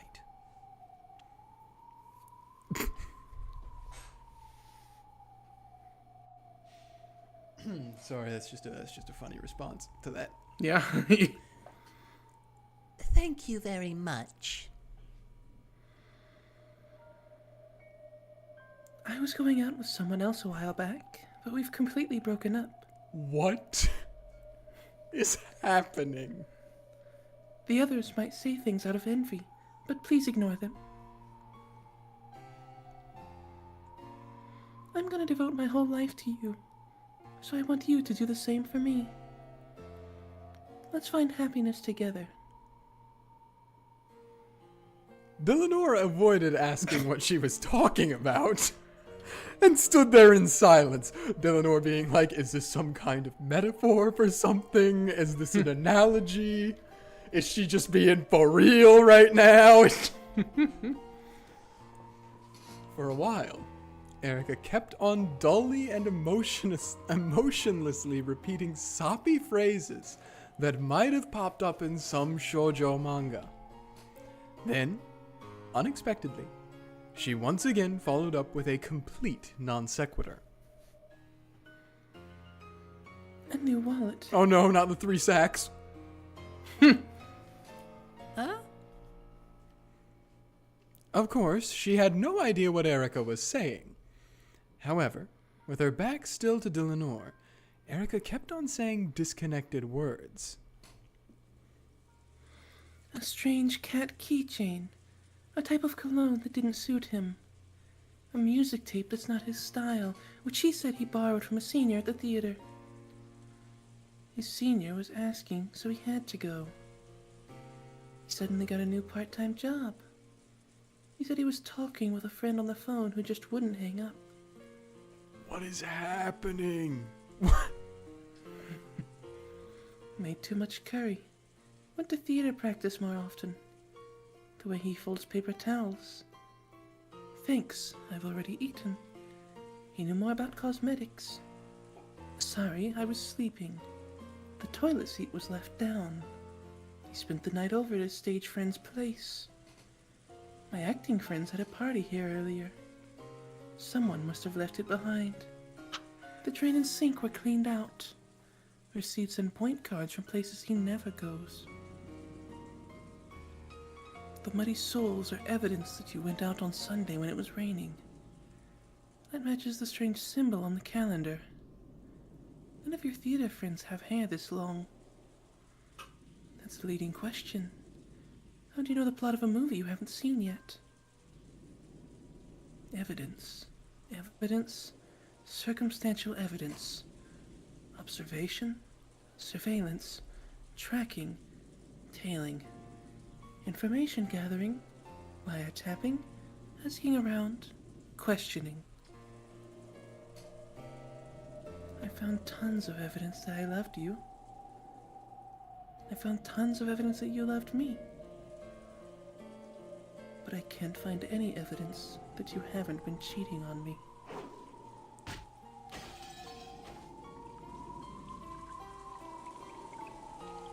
Give it a rest. If you love me, then trust me. If you can't do that, then you don't love me anymore. How could I love someone like that? I'll treasure you for all my life, And I want to do well in theater just as much. You said you liked seeing me act, right? So why are you telling me to stop acting now? Why do I have to choose between you and acting? What's wrong with you? I'm seriously worn out, okay? Come on, if all we do is fight when we see each other, maybe we both need some time to cool off, okay?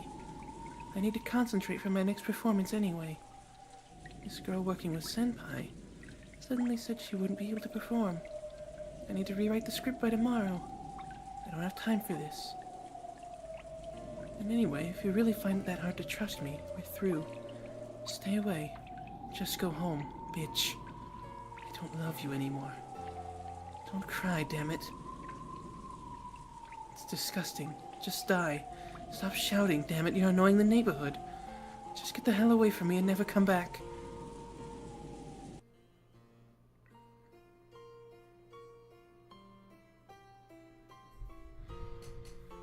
Without love, it cannot be seen. Huh.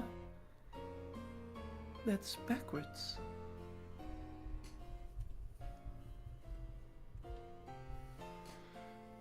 Because of love, you end up seeing things that don't even exist.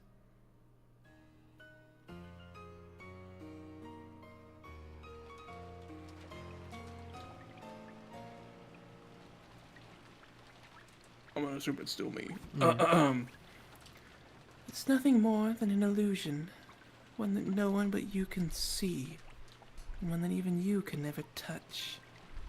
Without love, humans would never need to sift through truth and lies. Because we can see things like that, we doubt, we suffer, we cry out loud.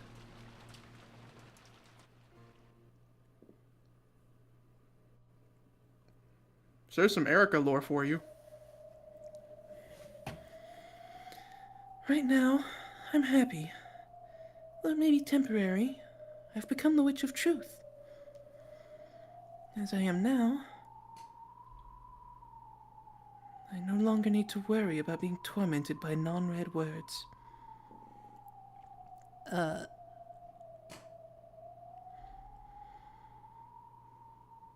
What about you? How would you have countered my endgame? How would I? That useless man couldn't have played the part of my opponent in that game. I was wondering how you would have countered it. Delanor was suddenly thrust into the position of Erika's opponent. In the witch's game, she had once challenged that man to. Delanor shared in the fragments of Erika's past and was made to grasp the full situation. The board was reproduced in full inside their heads. The situation was one-sided.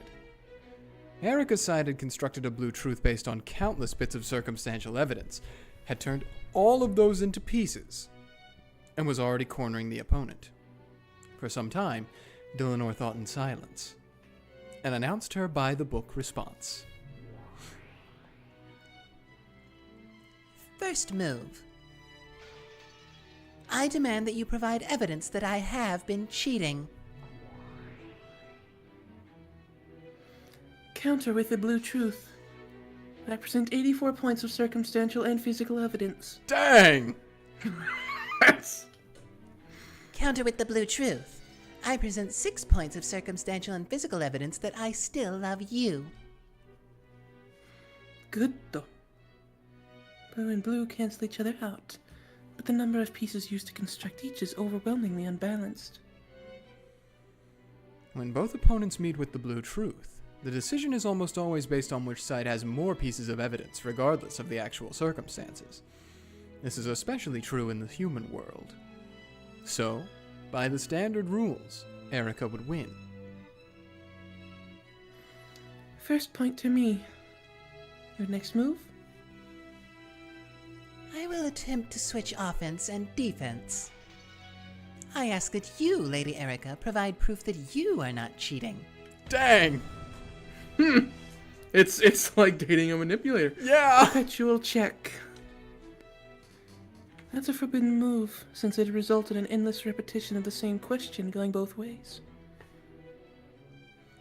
Then I frankly declare that, despite a lack of proof, I still love Lady Erika even now. That's not red truth, so it's invalid. Even if it was red, it'd be a stalemate. How do you think Erika would react if Dillinor pulled out right now? I love Lady Erika. It would go hard. It A lot would. of people ship these two. Oh. I thought it'd go crazier with Gold Truth. Gold Truth, I love Lady Erika. Dang. She completely has full understanding of Erika. She... That is something to achieve right there. True. After all, I'd have no move to counter with. Dillinor remained silent for a while. Then, she quietly responded to Erika's moves until they reached checkmate.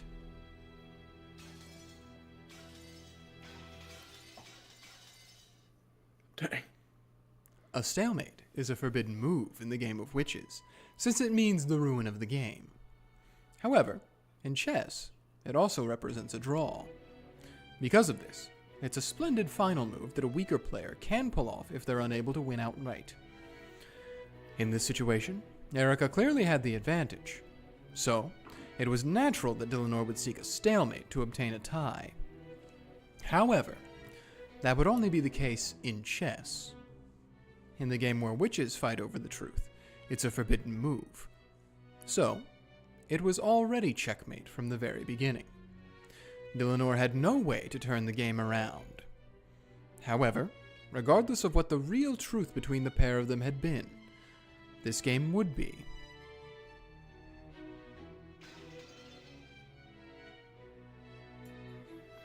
Any other moves? Oh, witch-hunting Archbishop, protector of the truth. No. I resign.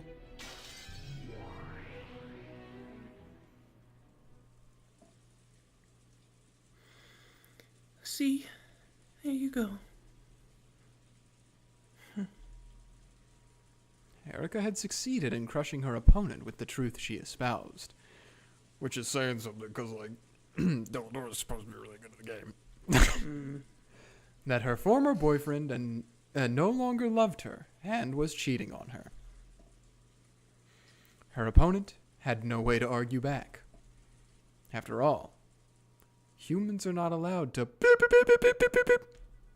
True. A splendid game.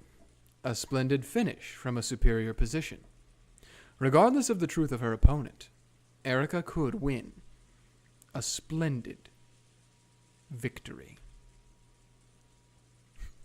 Dillinor's depressed now. I mean, Dillinor's Erika's like, damn. Erika. I know, like, obviously she's got her problems.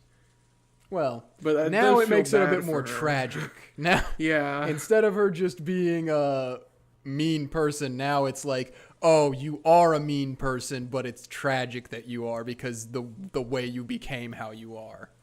Mm-hmm. So I'm still not gonna forgive her for being the way she is, but it is tragic that's why Yeah. she is the way she is. She's the perfect antithesis of Battler for that. True. Yes. Dillinor could only respond with silence. And with that, Erika spoke no more. She was probably done talking and wanted Dillinor to leave. Dillinor understood this. But even so, before leaving, she wanted to tell Erika one thing. Red truth. Come on, pull it out. Oh. A splendid game, Lady Erika. It's only natural that the detective wins. Dating a detective, that just occurred to me. What an idea. Rudolph Maxing. Even before you became Lady Bernkastel's piece, you truly were a splendid wielder of the blue truth. However, Lady Erika, humans are only allowed to use the blue truth. And the only thing that can counter the blue truth is red truth. And humans are not allowed to use the red truth. In that case, how should your opponent have shown his truth? Who knows? Maybe you should have used that gold truth or whatever, which is supposed to be stronger than the red truth at times. You certainly were the victor in that game. However, allow me to say this as a protector of the truth. What? I imagine it's something unpleasant, so say it and go away. Yes. This game is your victory. However, you still have not denied the 6 points of blue truth evidence I used to claim that I still love you. Even you are human. You cannot use red truth to deny those points. Later on, I used the detective's authority to have all 84 points transformed into red truth. By the power of my master. I am human, yet superior to humans. A detective and a witch. I am the Witch of Truth, Furudo Erika. Any other questions? Parting remarks? I have none. In that case, please excuse me. Dillinor bowed and disappeared. After that, all that remained was a single Witch of Truth, laughing off a bitter past with an equally bitter smile. Yeah, now I just feel bad for her, man. Judging by the bedside clock, it was almost exactly midnight. Okay. Guess I should get a little sleep. The curtain is finally open on the second day, October 5th. I wonder if this round's murders are happening somewhere about now. I hope our victims leave us some interesting dying messages this time.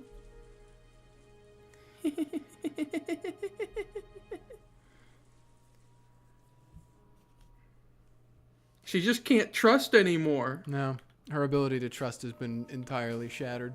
Yeah. Can do it to you. Can do it to you. I know, I was gonna say I relate to her now. Yeah.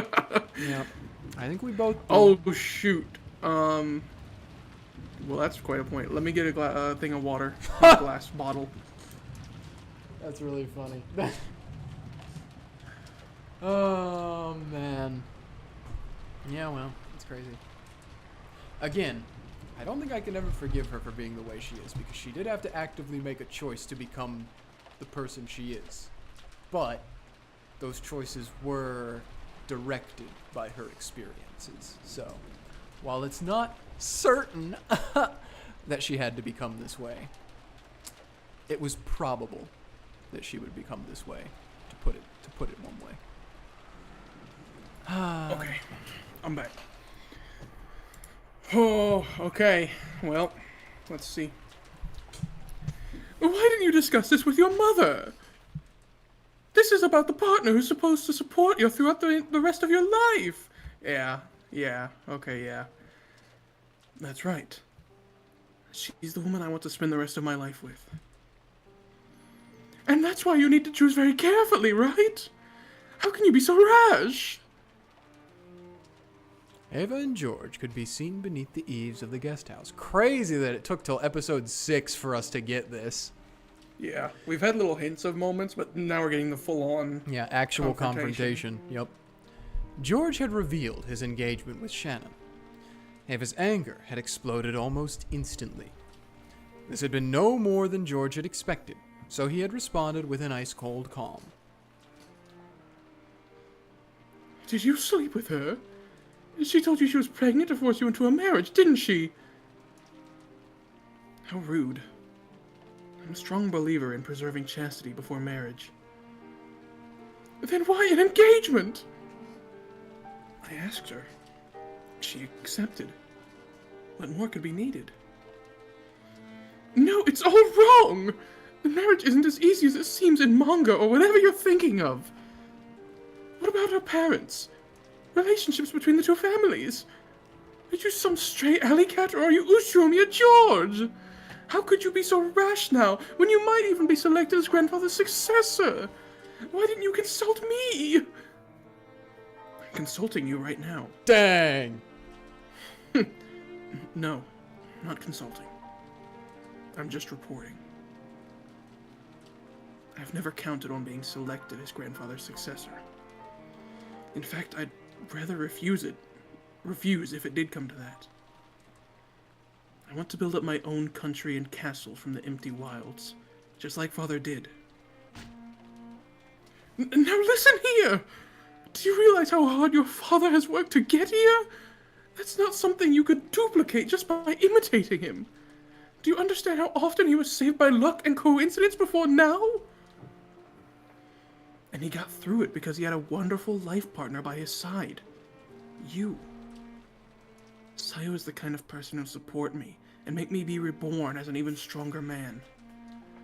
You've praised me for becoming the adult I am, but that could never have happened without her. What? Are you listening? George! Just let your mother handle this for now. Cool your head and think very carefully. Shannon isn't the only person interested in you, right? Ayumi-san from that marriage meeting really took a liking to you. First I've heard it. Dang! I thought you knew. Her parents were also very impressed by you. If you really dream to build your own castle like your father, Ayumi-san is the one who'd be able to really help you, right? Do you intend to betray her feelings? There's nothing to betray. There was never any special relationship between Ayumi-san and me. We just had a marriage meeting and our parents got all fired up afterwards. You made us go out together several times, but we never even looked at each other. Ayumi-san is a well-bred, modest woman, isn't she? She just couldn't look at you because you're a man and it would be embarrassing and ill-mannered. If you can't feel anything from her unless she looks at your eyes, then just tell her that. I'm sure she'll look at you in the future. You want me to marry Ayumi-san because it will benefit you. You aren't pushing that engagement for the sake of anyone but yourself. Oh, shoot. George! How could you say that? Have I ever failed to think about what's best for you? I haven't, have I? What is a parent's job? It's to look after the long-term welfare of their children, right? I've been looking down upon your entire future from a great height, and from our vantage point, we can see that you're letting your momentary youthful emotions lead you down the wrong path. That's why I'm saying this, even though I know you'll hate me for it. If I didn't care for you, we wouldn't be having this fight. I'd just tell you to marry whatever strange girl you like and leave you be. You hear me, George? Leave this to your mother. There's no need for you to meet with Shannon anymore. We'll take care of everything for you. Don't worry. We won't do anything bad to Shannon-chan. After all, it's thanks to her that you've grown so much. You won't forget that. So leave the rest to us. George.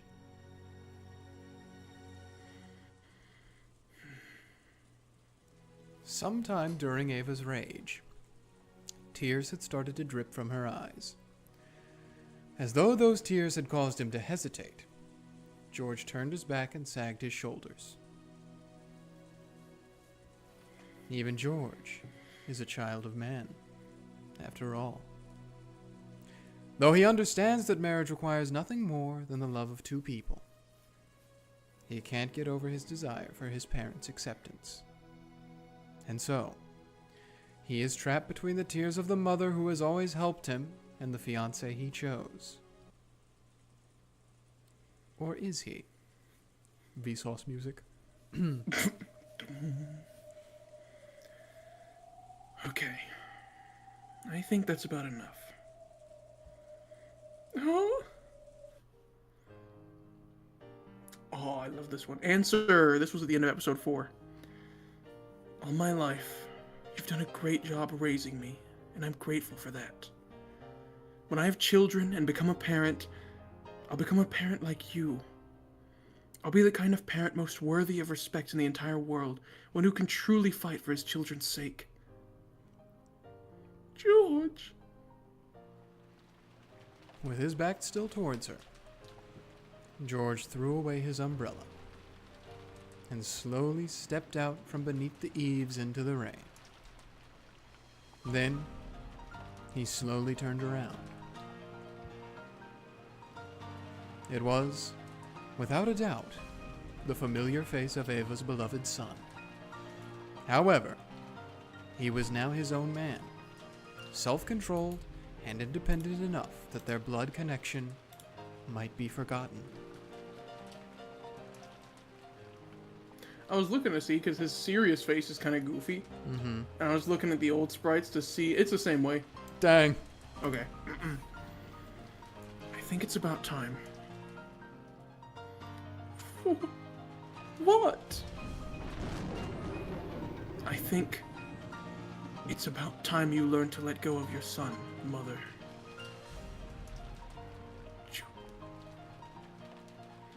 From now on, let's stop talking as mother and son. I am George. You are Ava. Let's forget that you're my parent and that our true intentions ring clear. The reason you want to choose the person I marry is for financial reasons, public appearances, and so that you can look good in that continuing quarrel between you and your siblings. You have no other reason. You do well to just give up and admit it now. I'm about to share my point of view with you. I suggest you do the same. After all, you will lose. Blue Truth versus Blue Truth. True. No traces of love or respect for his mother remained in George's eyes. There was only a frigid glare as he gazed ruthlessly down at the witch who was trying to bind his future. George, why? Are you looking at your mother like that? Because I'm not looking at my mother. All I see is a wall, a trial. It's standing in the way of the future I'm trying to grasp. You're only human. I know that you have dreams and ambitions, and that you're still chasing after those. I think that's a wonderful thing. We also know how hard it is for a person to chase their dreams without giving up. So, I'll need to inherit your wonderful strength. I've learned a lot from my parents, my friends, and Sayo. And I've grown. And the last thing I've learned, acquired and perfected, is the real Ushiromiya George. Now I'll overcome the final barrier. You! Oh! Huh? He actually Did he vaulted do it over. literally? He- Yeah. What? Ava had disappeared. Huh? Uh-oh. The pouring rain landed evenly across the ground everywhere. No, it was blocked very slightly in one place. However, there was no one there.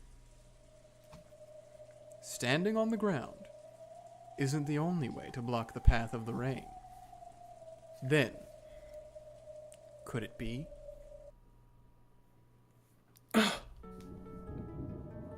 No, it's not you again! The Black Witch! You're the only one I don't like out of everybody. She's back! Oh, I respect her purpose in the story, but man, she's irredeemable. Okay. Sure, it's good for people to let their true feelings show every once in a while. I'll speak my mind too. So why don't you just lay it all out as well? In the rain-filled sky, with a moon that shouldn't have been visible behind her, was the Golden Witch of the future who had finally obtained everything of the Ushiromiya family. Banging song, though. Even the drastic change in his mother's appearance didn't faze George. On the contrary, he seemed to be moved by her boldness, because his mother had honestly and truly displayed her true nature. Dang, that goes hard, calling this her true nature. Right. This way. Oh, sorry, that's you. Yeah. This way, I can confidently show her my true self. Here we go, Mother. Here we go, Ava. This is my first step towards escaping from your shackles. First step? What? It made the Kanon wound noise. Yeah. With that first step, he felt something odd beneath his feet. He knew that this sticky sensation, different from that of mud, represented his mother's arrogance, trying to prevent him from making that first step. I used to read to you all the time when you were little, didn't I? Do you remember your favorite story, Journey to the West? That's a crazy first story. Yeah. That takes me back. That's probably the first fantasy I really loved.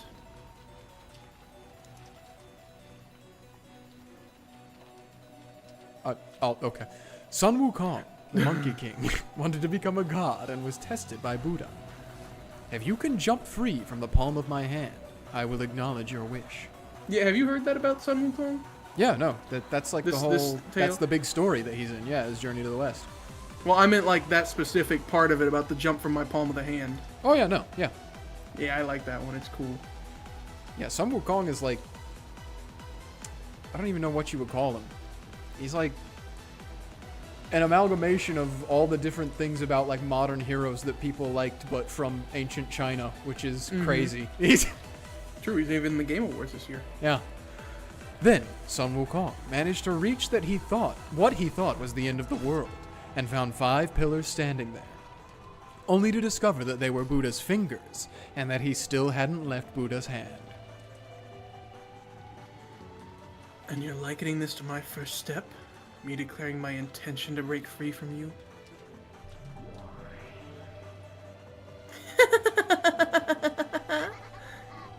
Your resistance, your conflict, your anguish and self-restraint and everything else. All of it is a road I once traveled down. This first step of yours is so trivial that, when compared to my life, it just gets gobbled up. How long are you gonna look away? If only you just look at your feet. At George's feet, on the pitch-black earth soaked by the pounding rain, was what appeared to be a slightly red sash that glowed ominously and blocked George's first step.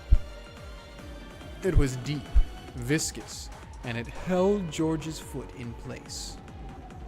From Ava's perspective, as she gazed down from the sky, it looked like a vast red spider web that radiated out with George at the center. There it is.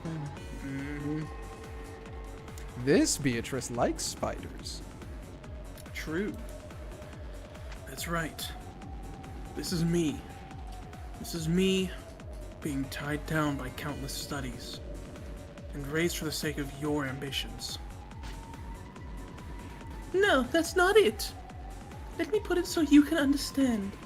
I'll show you. And then you'll realize the truth.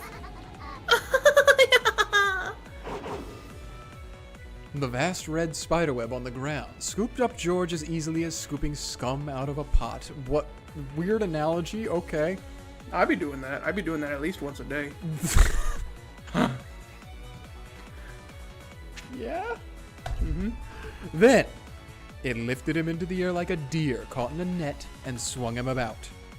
Laughing insanely, Ava was as innocent and cruel as a grade schooler happily swinging about a bag filled with her gym clothes. Yeah, we were all there in episode 3. True. I would have likened it to a grade schooler. Whoa! with a goldfish in a bag would have been True, my true. analogy. That's a good, yeah. Just the intermittent whoa. I didn't expect the like CG in the middle. Yeah. Cool.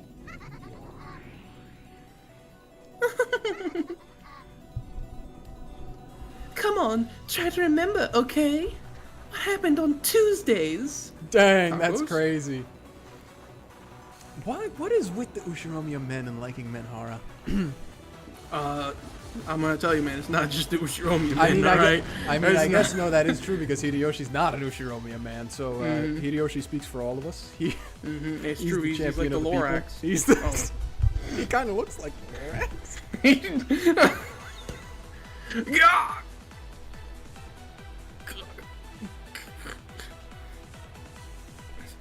I remember.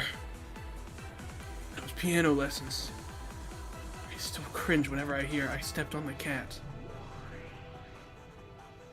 You did violin in kindergarten. That's the sort of instrument you'd expect smart kids to play, right? But you didn't seem to have the talent, so we switched you over to piano. Oh my gosh. I don't think you're helping your argument right now, Ava.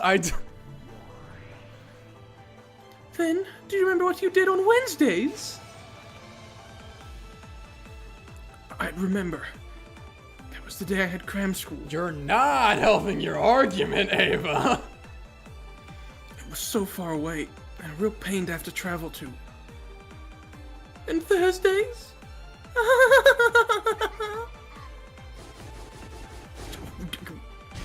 You know, I mean, I know we harp on it a bunch, but they are really creative with their use of scene transitions and CGs to represent things in this, and I think that's great. True, I tell you every time I wish we had a good anime adaptation to really see these scenes, you know? Yeah. But, oh well. That was the day for supplemental lessons. You were just terrible at subjects with memorization, weren't you? Isn't that like all subjects? You Well- could apply your knowledge, but were horrible at learning by rote. A classic, he can do it if he tries, kid. It might be different for Japanese school, I don't know. Uh, I know that's pretty much American education, is memorization, so... True. I'm trying to think, like, I mean, you could argue that, like, literature is not memorization, like, if you're talking about creative writing. Yeah. But I feel like almost all the others is memorization. Maybe not math, but I feel like it still kind of is. Oh well. That one stung. Those are the most annoying words a kid can hear at a parent-teacher conference.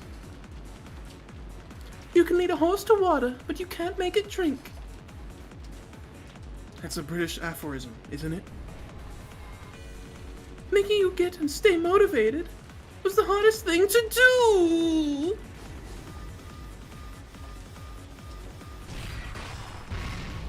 Spider webs that toggle the fog on your glasses. True.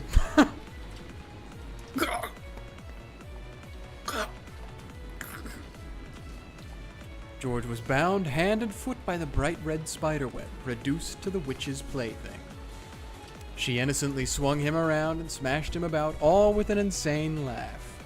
Again and again. This is a very good, I think, because, like, obviously you can interpret this multiple ways, which one is obviously, this is actually the witch doing this, or obviously there's the interpretation of, like, this is the representation of this argument that they're having right now, and Ava's true colors have come out, which is being represented by the witch. But I do like the analogy of saying, like, she's innocently doing it because as a mother, she may not even be intending to hurt George right now, but she definitely is. So. Do you remember what you did on Fridays? Just waiting to see how much it escalates. Of course. As far as after-school lessons go, that one was pretty unique. The school you go to with your parents can be trying in more ways than one. That's crazy. Don't buy your child a fishing rod. Go fishing with him. You stole that one and changed it. It's much better from the original. That's Right, did I say much better? I meant that's much worse. Anyway. You certainly like British education theory, don't you, Mother? Westaboo.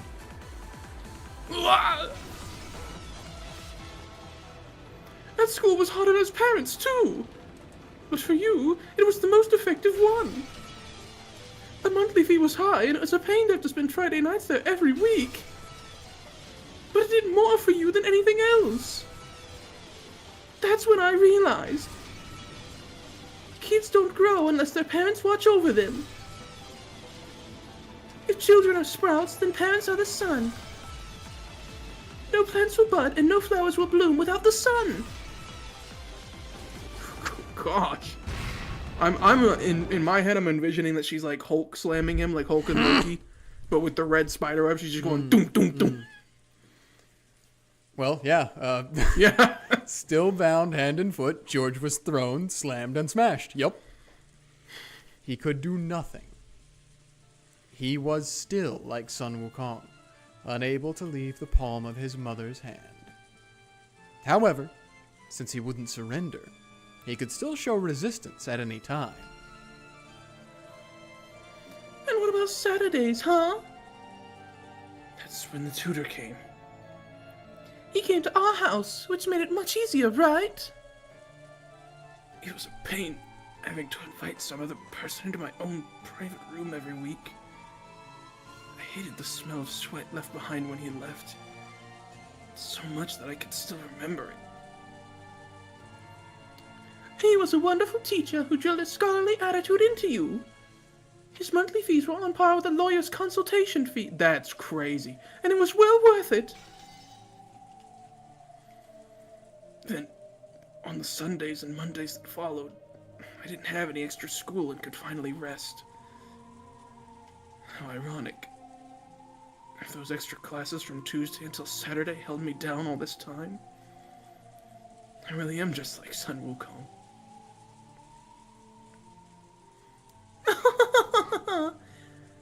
Yeah, if you're arrogant enough to think that you can escape from the palm of my hand, you'll be crushed by Buddha's 5 mountains. Sun Wukong, who wanted to become a god, was crushed by the 5 mountains of fire, water, wood, metal, and earth, and sealed away. These are the 5 elements that the days of the week, Tuesday through Saturday, are named after in Japanese. Dang. That's true. I didn't know that. That's I didn't crazy. make that connection. That's true though. Smart. Only now did George, who had always admired Sun Wukong, realize this greatest of ironies. I also want to say right now the song that's playing is Mother, which I think is funny. Just like Sun Wukong, you need to reflect upon and be punished for your arrogance. If you can show that you're willing to reform yourself, I'll release you. That's not being released. It's brainwashing. Ugh. There's no need to think about anything. Why not just leave everything to Mama? I'll decide everything for you. That's the best kind of life for you. Dang! I found the most intellectual woman in the world, willing to devote herself to you entirely. I'll arrange for all of your successes, and even prepare the roads leading to them. And eventually, you'll be chosen for the highest honor in the Ushiromia family, the position as successor to the headship. Only then will you begin your true life. A first step? Don't make me laugh. You still haven't even been born yet. This isn't my web that you're caught in. You're still inside my caring, nurturing womb. Okay, now you're making it really weird. Yeah. Yeah.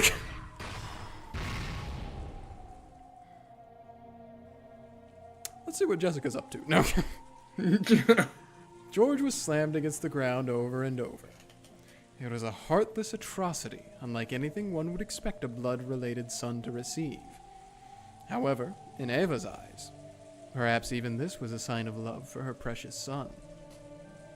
See, now I gotta tell you that though the song is Mother, in parentheses, the cue for it is Mother's quote-unquote care. The human-shaped lump of flesh wrapped in the red bag was slammed over and over, being thrown high into the air, then thrown high into the air, where it was caught in a massive spiderweb in the sky, still covered with fresh blood. While he hung there as though crucified, George didn't even twitch. Even if he'd had some power to resist remaining to him, the red web pinning him there would have held even that in check. The rain, which had been falling non-stop since the beginning, quietly tormented and pitied George. Be sealed by the 5 mountains and cool your head. I'm not telling you to stop because I think Shannon-chan's a bad kid, okay? She's a great girl, the one who gave you the chance you needed to grow up. However, an ill-considered engagement is a different matter entirely. The issue has nothing to do with some failing on her part. Understand that.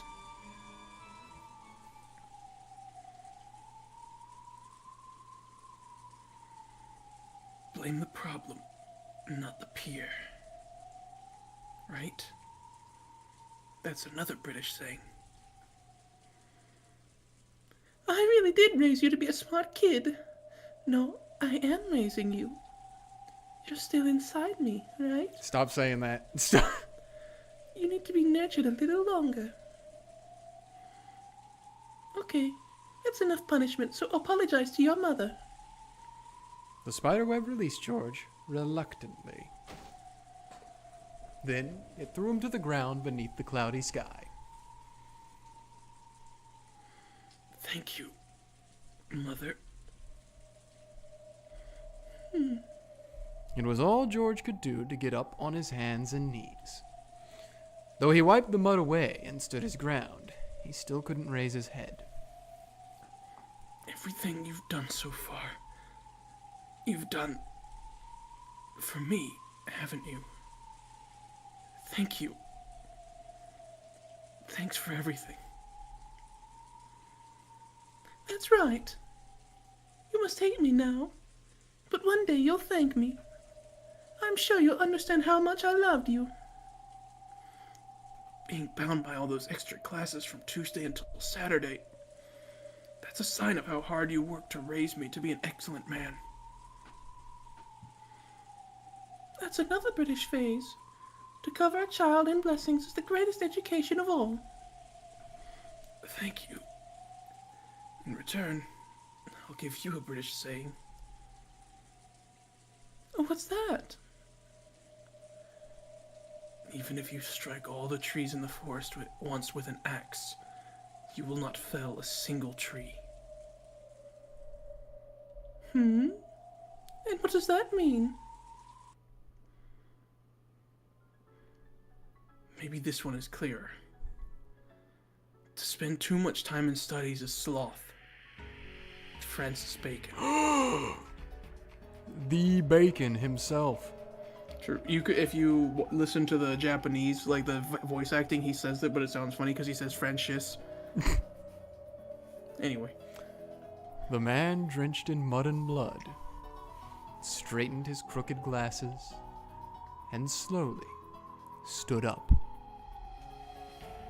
Though he was covered in filth, his appearance had a divine quality to it. Something that could only appear on a self-controlled man, not one who had merely been dozing in his mother's amniotic fluid. Thanks for making me read that. It's an extrapolation, or perhaps an extreme, but it is a common trope, right?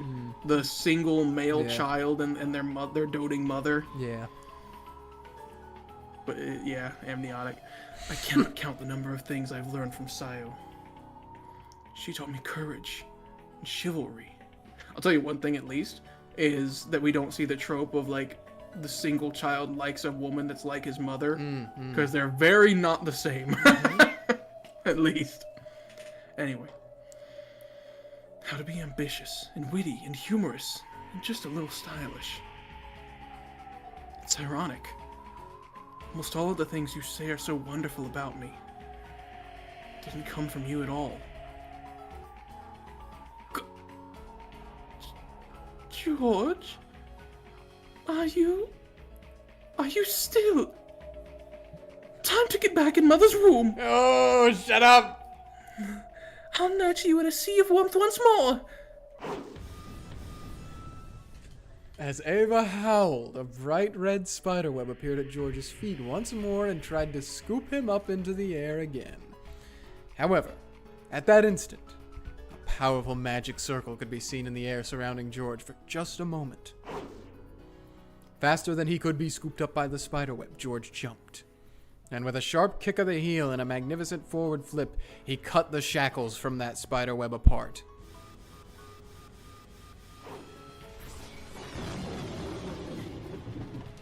What? That smooth movement proved that he had possessed the power to escape from those shackles all along. He had willingly allowed himself to be bound by that web. Everything I owe you for what you've done. I've paid back now with pain. Thanks to that, I think I'll finally be able to leave the nest for good. You really do need these every now and then. Fights between parents and kids. George! Why must you disobey me so completely, and with a little girl like that? It looks like you really do need to let go, Mother. Maybe it's about time. Time for what? It's about time. Time to start fighting back.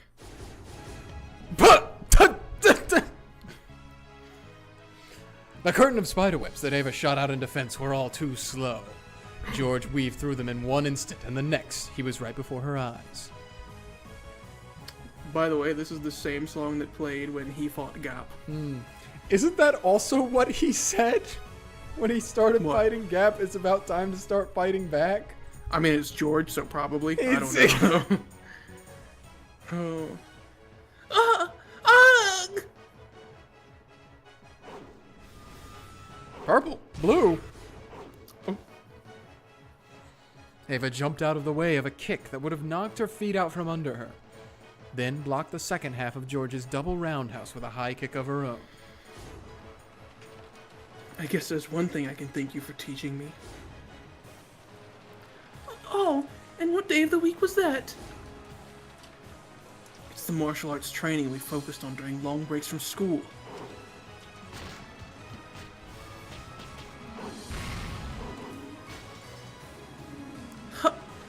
Yeah! I'm glad, George, to hear you're grateful for at least one thing. Your mother is happy. Yeah! Ava's swift feet flashed like lightning. Low, low, low, mid-level attack. As George's head fell forward, she caught it in both hands as though she was about to smash it against the ground. It was then met with Ava's knee as it rose like a bolt of lightning from the earth.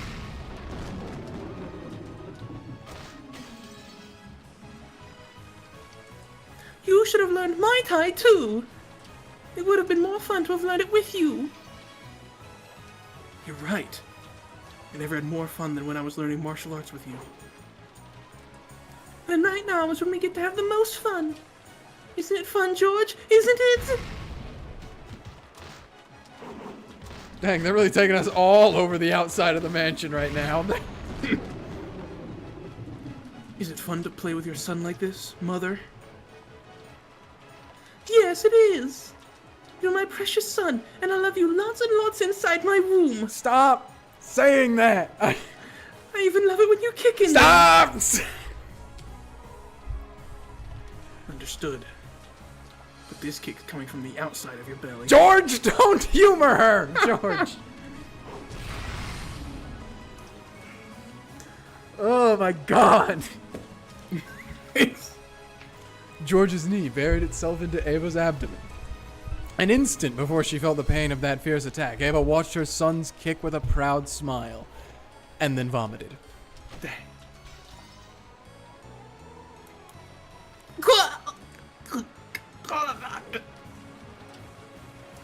You're getting on in years, Mother. Maybe it's about time you held back on wearing childish clothes like that. Remember earlier when I was talking about like how this is like a visualization of the real side of Ava coming out and everything? Mm-hmm. Yeah. I do not see any way that this part could not be interpreted as they are just actually fighting though in real life. What, the clothes? No, them kicking the shit out of each other right now. Oh, yeah, well, yeah. George! Her chin still covered in vomit, Ava looked up at George in twisted anguish. She could see how pathetic her face was by her reflection in his glasses. Dang! Both you and I need to leave our childhood days behind. So long, Mother.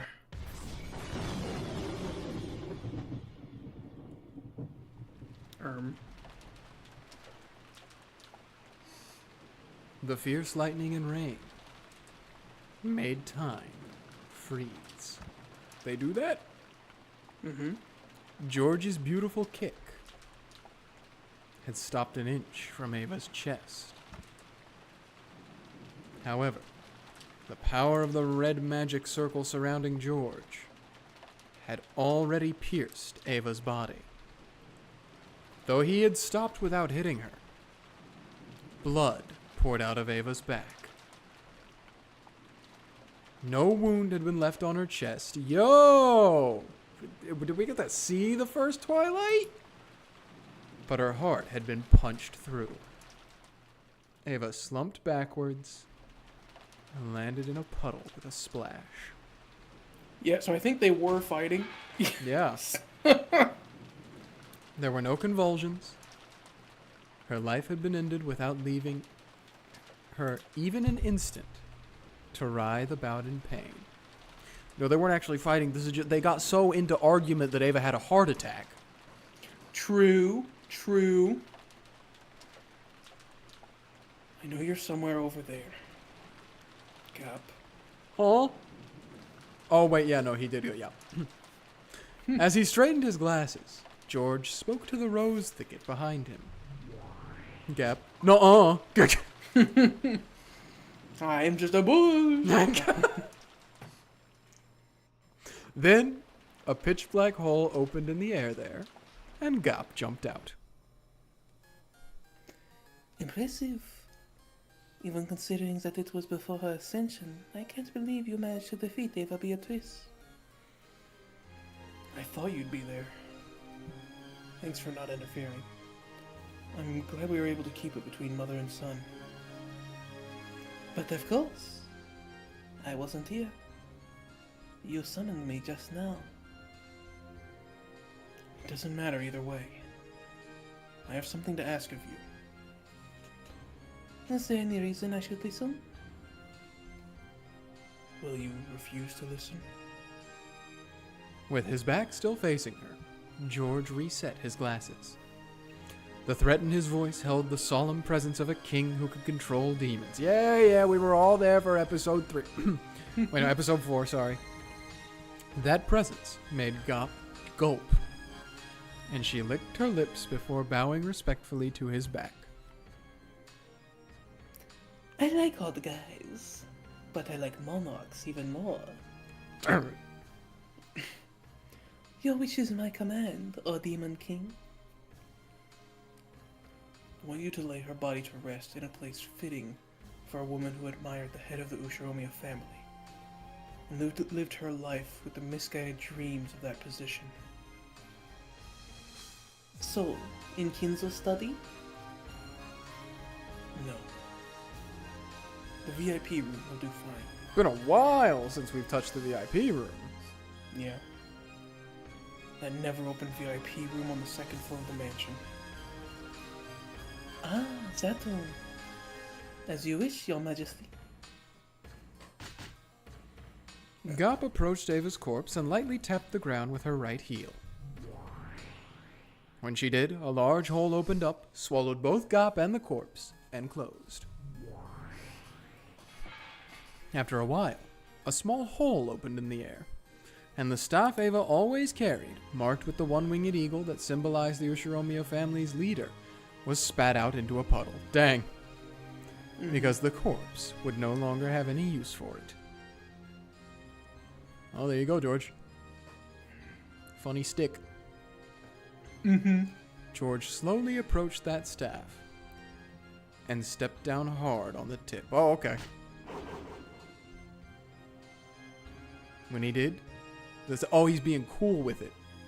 The staff spun violently into the air, and after passing by the blue moon that honored the Demon King, it flew into George's outstretched hand.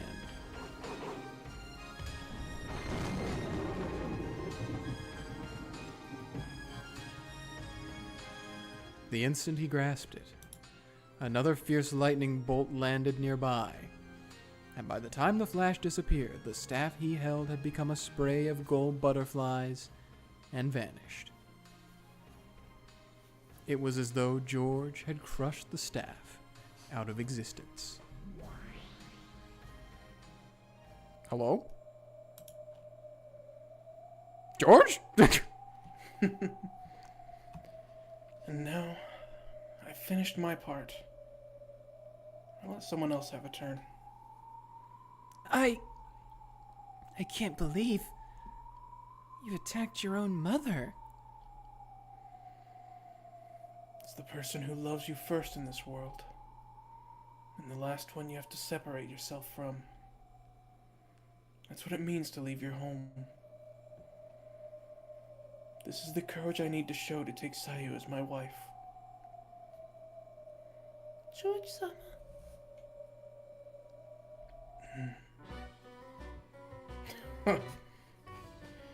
Bravo, Shiromiya George. An excellent start. Even though it was just within the game. Even though it was just a piece. He knows? Oh, he knows. I didn't like having to kill my mother. Because again, this goes back to we talked about this in episode 4, of like, do Shannon and Kanon know that they are pieces or not? So I don't know if Shannon could have explained that much to him. So he knows.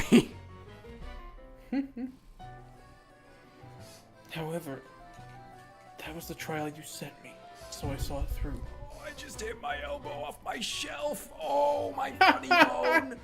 Oh. That's why I left. Oh, hi. Oh. Furfur. He stared at the two demons. The demons looked at each other, then showed their surprise with their now familiar exaggerated gestures. Wonderful. Wasn't that splendid, Zepar? Indeed it was, Furfur. George Kuhn's determination is the real deal. It seems I've misjudged you. Please accept my apologies. George chose not to go along with this theatrical conversation. Why? He just quietly looked down upon the game board, found the piece representing his mother, which was right next to his, and tipped it over. This was the trial that Zepar and Furfur had set for him. So that the love of the pair will stand true, offer up the life of one person by your own hands. It was similar to that trial during Beato's games, where they were given 3 options as part of a test to select the next family head. However, a pair of lovers will never abandon each other's lives, so they were automatically left with the option of sacrificing the life of another instead. In fact, it was merciful that they only had to choose the life of one other person than themselves, instead of all. And besides, it only meant taking those lives as pieces on the board. For the versions of themselves to whom the game board was the only world, this was a tragic parricide. But to those who stood around the game board in this witch's smoking room, it was nothing more than a movement of the pieces, representing George's will to overcome his parents. However, the fact remained that the demons had ordered them to take these lives, even if it was just within one of the endless fragment worlds. George appeared to have distanced himself from the events of the demon's game board, but Jessica still seemed to resist the idea of stealing another person's life, even if it was only their life as a piece on the game board.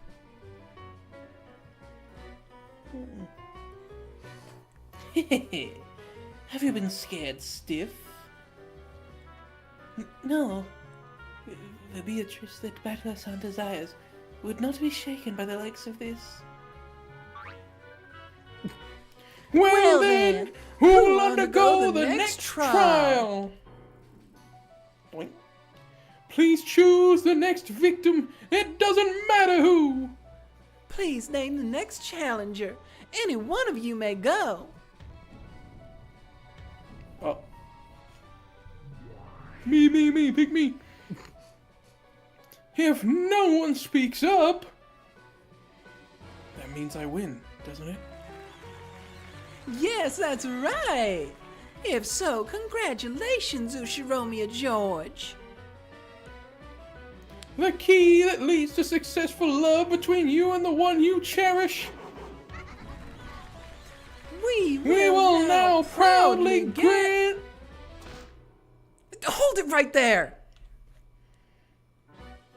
As the demons delightedly named George as the victor, they were interrupted by the next challenger. Jessica, son? I'm up next. Okay. I'll do it. I'll show you that I'm serious about Kanon-kun. Oh, all right. That's one more chapter down. That was self-reliance. Interesting. Next one, romantic regrets. Oh boy. Yep. I'm hoping, I don't know how much time you have for tonight. I'm hoping we can get through the next 2 chapters. We'll see how long they are. Depends on how long this one is. I might not be Yeah. able to do 2. As usual, this year's family conference was getting bogged down. Everyone had decided to cool their heads for a moment, and a short break had been agreed upon. The 4 siblings could say whatever they wanted, but Natsuhi and Kyrie, for example, were outsiders and found it difficult to speak freely in this sort of atmosphere. A conference where you aren't allowed to say what you want can be tiring, even as you just sit there quietly. Even Kyrie couldn't help letting out a deep sigh.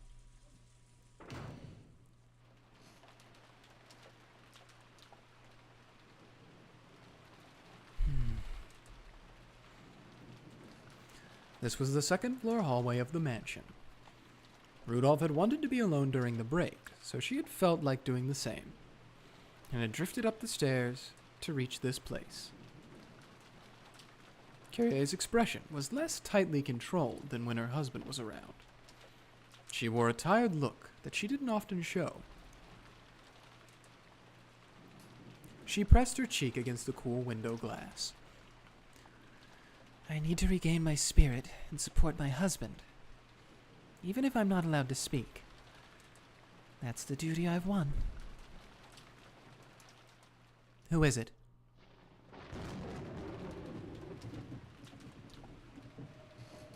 She suddenly sensed another person, turned around to look behind her, and saw Jessica standing at the other end of the hallway. Oh, it's you, Jessica-chan. Didn't you go to the guest house? Well, I sort of decided to head back to my room to get a book. I see. And you're on your way back to the guest house now?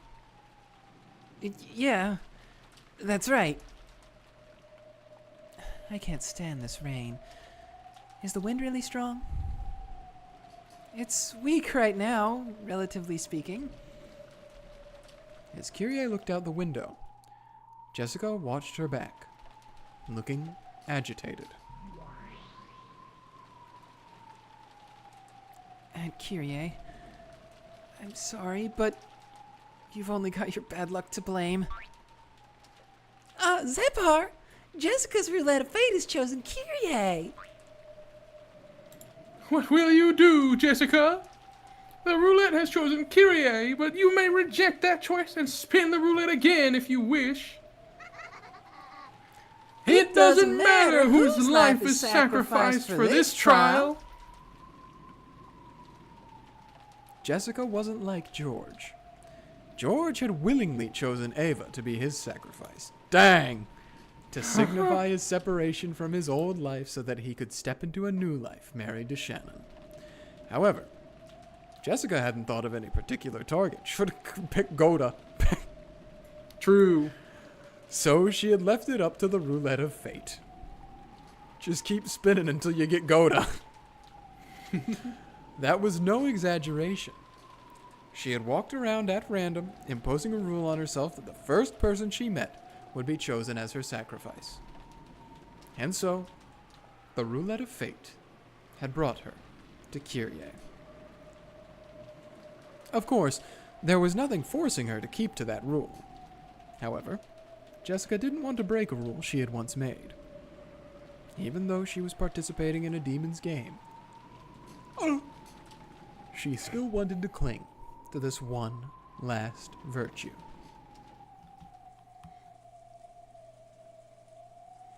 Right now, she could attack that unprotected back. But Jessica still wasn't able to fully resolve herself.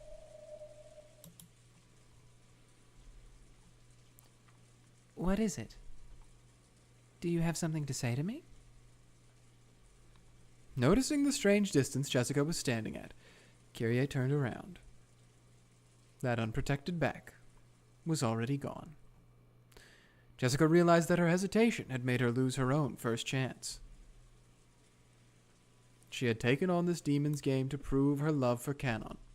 However, would it really be okay to sell her soul to demons for the sake of love?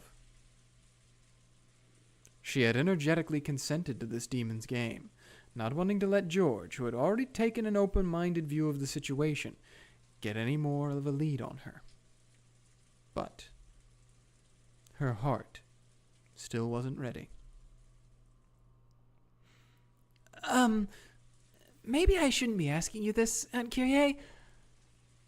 What is it? It's rare for you to ask me questions, Jessica-chan. I hope I'm capable of answering them for you. Actually, I have someone I like. Oh, really? That's wonderful.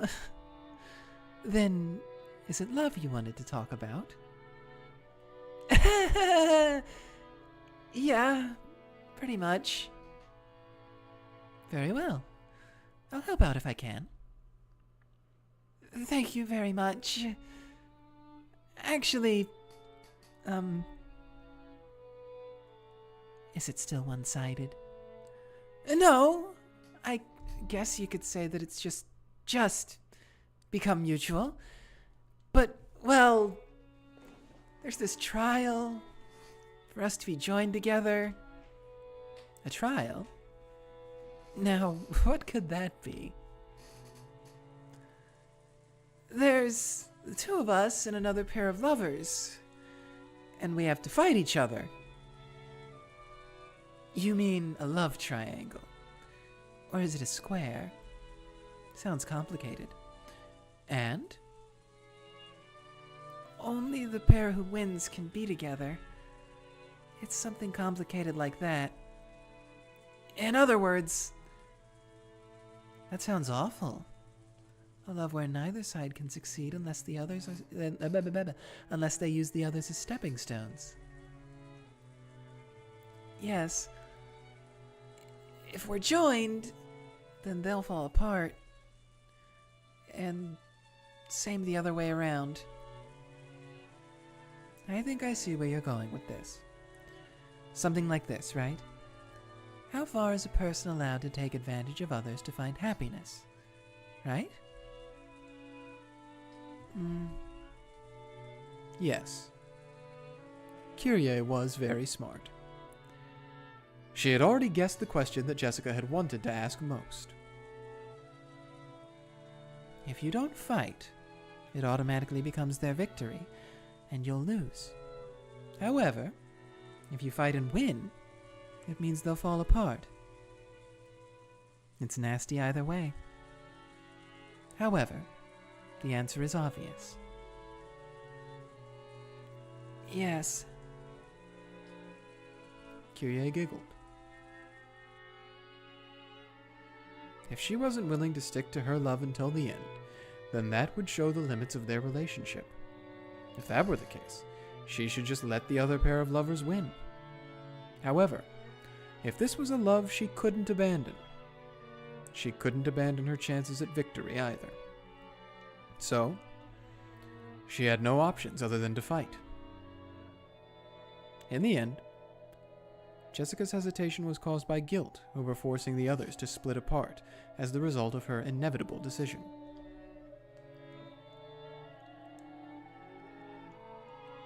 I guess I really am just looking for an excuse.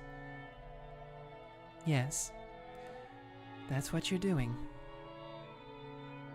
Still, it doesn't make it any easier to step over someone else for the sake of your own love. In that case, will you give up on your lover? I can tell you one thing for certain. Doing that will be even more painful.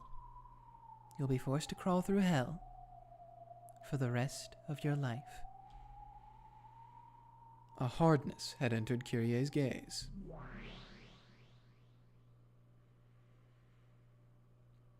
I was just 6, so I don't remember much about that time. However, I found Mom's notebook among her belongings after she died. Oh god, I'm gonna get so confused trying to do Anja and Kyrie at the same time. Good luck. Yeah, this is almost an exclusively you chapter. That's why I was like, yeah, woohoo! Anyway. Was it a diary? It was more a collection of her thoughts. Wait till you find out what they call those. Okay. It was much vaguer than a diary would have been. Oh, okay, sure, whatever. I found it and read it right after she passed away. But I needed to wait until I'd grown for several years before I could understand it. I see. So did it speak of Kyrie's worries about her marriage? It was practically a book of curses. It cleared up several questions I'd vaguely felt back when I was 6. When I was 6, it seemed as though my parents were very close and had no problems. And though I thought it odd that Oni-chan lived separately, even though he was in our family, I accepted it as the way things were. Did you not know about Asumu? I think Oni-chan talked to me about her when no one was around, but it wasn't something a kid who wasn't even in elementary school could understand. After all, I never even saw a picture of her. Mom had sent all the pictures with Asuma-san in them to Oni-chan, leaving none behind in the house. To Anja and to Battler, who only rarely came home, Kyrie's smile never faltered. If she hadn't written her thoughts in that notebook, Anja would probably never have known them. Since his since his school days, Rudolph had been particularly popular with girls, a typical playboy. Be bold, over the top, and yet still just a little bit gentle towards women. He probably kept that formula for being popular with women inside his head. In their attempts to win Rudolph's favor, several women tried various seductive tricks. Rudolph probably enjoyed that part the most. Since the beginning, love had been a game to Rudolph. He never thought of it as a trial and error process to find a single life partner. He would intentionally spark jealousy between women, lap up their compliments, and revel in the harem. Dang. He may be my father, but he was an awful man. But at the same time, Dad must have looked down on those toadying girls. Mom, who was very aware of her self-worth and extremely intelligent, must have stood out. Though even that might have been due to Kyrie's more skillful methods of catching Rudolph's gaze. Yeah, maybe. Mom was smart in a lot of ways. Like the other Ushiromiya siblings, Rudolph had strong ambitions and lofty goals. Under the mottos of, if you can pull it off, you're golden, and as long as no one finds out, He would alternate between setting up businesses that were borderline swindles or illegal, then running away. I've heard that in his college years, he was already making use of that talent, thinking up shameless projects and cleverly making money through the panic selling of party tickets. So much so that he could brag about carrying a wallet full of 110,000 yen notes all the time. Many women fell for his charisma in being the man responsible for these radical projects, as well as his thick wallet and generosity. It would be a lie to say that Kyrie wasn't one of them. However, what made Kyrie very different from the other women was that she could support Rudolph as a business partner. Rudolph would make a large-scale party successful, unable to hide his laughter at his massive, easy profit. The women would surround him. Among them, only Kyrie was calm and composed. She could point out several ways that income and expenditure could be improved upon, and could even lay out a proposal for the next project. So, Rudolph slowly began to accept her as a partner. Just like some people say men don't belong in the kitchen, there's also a sense that women should stay out of financial affairs. It's normal for men to foot the bill for women, and the details of how those 10,000 yen notes were scrounged up are vulgar, so they don't ask, don't know, don't care. So, you're saying that Kyrie viewed money from a man's perspective? Rudolph noticed a true treasure in this part of Kyrie. He knew exactly how much work it took just to get one of those 10,000 yen notes. So somewhere inside him, he had looked down upon those extravagant women who never even considered the efforts he had undertaken. We're going off the dang box. Of all of them, only Kyrie had possessed the same sharp financial intuition as Rudolph. Every time he thought of a new plan, he would talk to Kyrie about it, work out the kinks, and make it succeed. In this way, Kyrie steadily worked her way up until she was the number one of Rudolph's large group of followers. But Mom was still a woman. I doubt she enjoyed seeing Dad pampered by all those other girls. So, she would rather have been his only one instead of his number one. Yeah. Though she served as Dad's right hand, she slyly got rid of the other women in the shadows. It was only a matter of time before Mom would succeed in her love.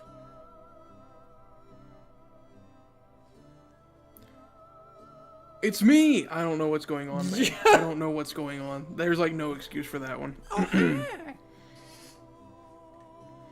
When did Asumu come into the picture?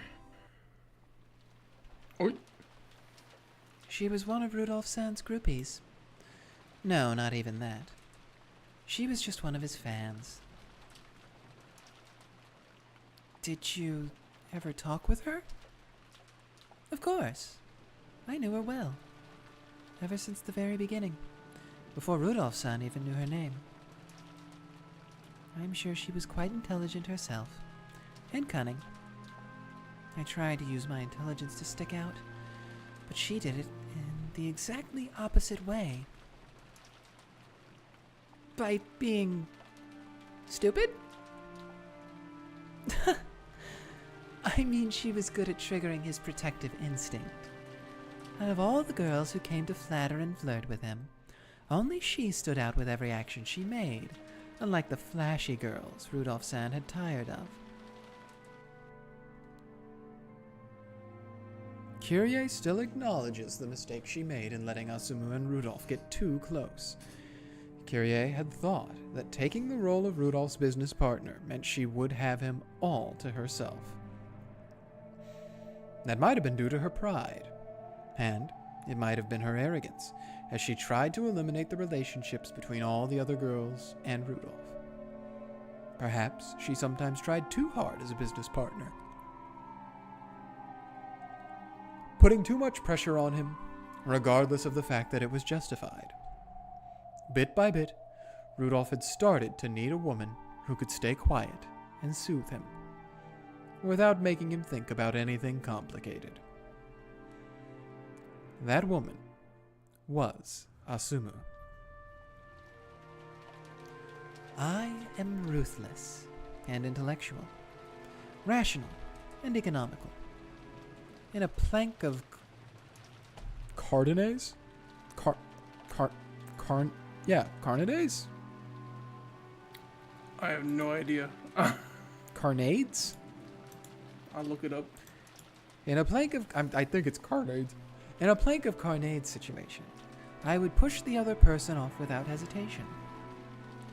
I thought that was the kind of partner suitable for him. However, though that ruthlessness had made her reliable on the business side. Oh, sorry, this isn't Kyrie at all anymore. But, however, though that ruthlessness had made her reliable on the business side of things, it might have disturbed Rudolph deeply outside of business. At some point, though Rudolph still acknowledged Kyrie's skill, he began to yearn for a quiet, warm acceptance. Asumu had satisfied all of those conditions. She would never talk about anything complicated. Even if he did, she would just shake her head and say she didn't know. However, she would care more for him physically than anyone else. Oh, Quietly so putting I had highlighted something. Sorry. quietly putting a blanket on him and staying by his side until morning. I also discovered it. He's Greek. It was a Greek name, so it's Carneades. Carneades. Let me go back. Let me Carneades. read all the way from back there. Sorry. Yes, I did get the position of his business partner. But before I knew it, Rudolph-san had grown a need for a mental partner, someone who could heal his heart. Though I foolishly claimed to be the intellectual one, I never noticed. And then Uncle Rudolph married Aunt Asumu. I'm seeing. So what that is, which, you know, this pretty much touched on anyway, but it's a thought experiment that's like, if two sailors are shipwrecked and there's one plank, one sailor gets the plank and the other one drowns because they don't get the plank, can the first sailor be tried for murder? That's what it is. Titanic. Yes. Although in that one she definitely could, because there was enough room. Definitely could have. Is that cringy? Has that been said so much? Is it like the Eagles I thing think with it's Lord of just the true. Rings? It's just true. All right, yeah. Yes, that's right. She stole him away by sleeping with him.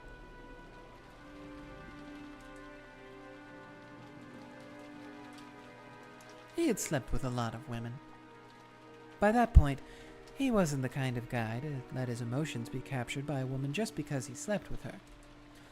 After all, sleeping with women was just a game to him. That's why I used something other than my body to attract his attention.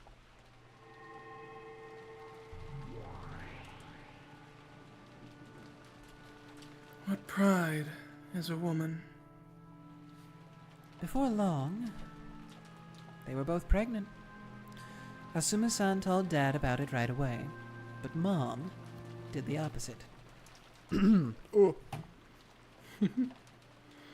So, she was afraid that the pregnancy would threaten her position as his business partner.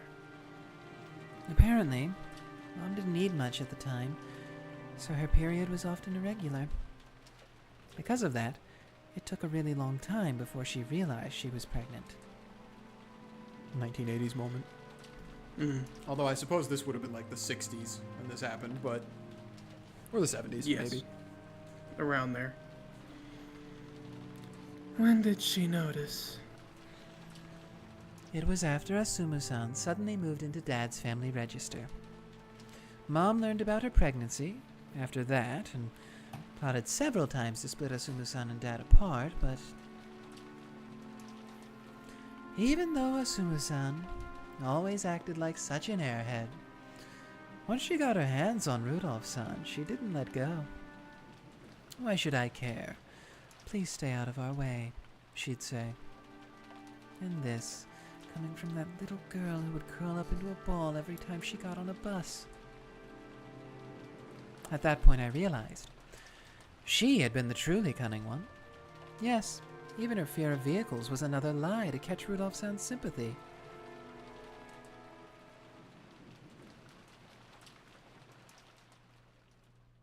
My apologies.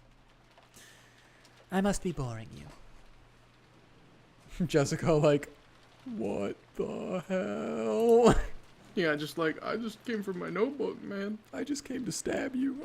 Yeah. Oh, no. At the very least, I wanted him to acknowledge the child I would give birth to. It seems as though Rudolph-san was prepared to do that.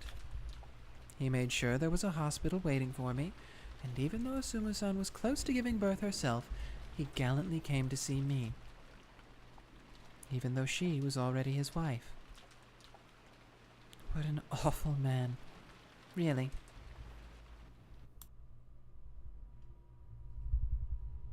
After that is a tale I can't bear even to tell.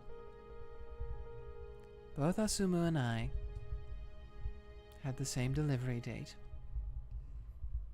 And yet, her pregnancy had meant her marriage, where mine was completely meaningless. I swore to bring up my child and have Rudolph-san acknowledge it. The fight between Asumu-san and me ended with my loss. However, I wasn't down for the count. If I could make my child excel far more than Asumu-san's, if I could make it fully acknowledged by Rudolph-san, I would be rewarded. That's what I believed. However, that child was a stillbirth. Yeah. Asumu-san gave birth to Oni-chan. Sorry. I was gonna say. But Mom didn't give birth to anyone. Even Mom's final hope of being left a spot as Dad's second wife was destroyed. Kyrie had fallen from being his partner to being his second wife, and then, unable to give birth to the bond of a child, she tumbled down to being merely his mistress. I can't imagine how much she must have hated Asumu and that kid, Battler. And despite that, Mom was able to act in a very friendly way towards Oni-chan. It was definitely a shock for me to think that my gentle mother had held such negative emotions for Oni-chan and had managed to hide them. She must have despised Battler. Probably. If Asumu-san had a stillbirth and Mom had given birth to Oni-chan, history might have changed in some way. Had that been the case, it seems she would have wanted to set up some scenario in which she'd make Dad divorce Asumu-san and marry her instead. Was that also written in that book where she kept her thoughts? Yeah. After all, that was just a random thought. A delusion. Mom's resentment as she chewed on the corner of her tear-stained bedsheets.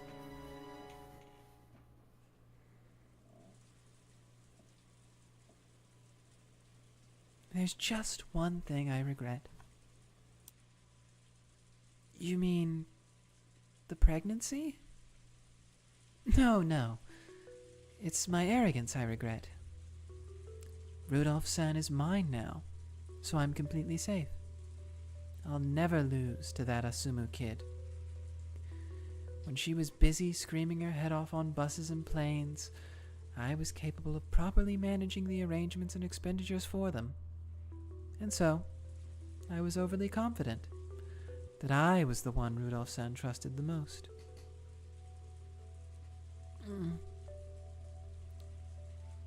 They say love needs to be nurtured, right? Yeah. That's not wrong.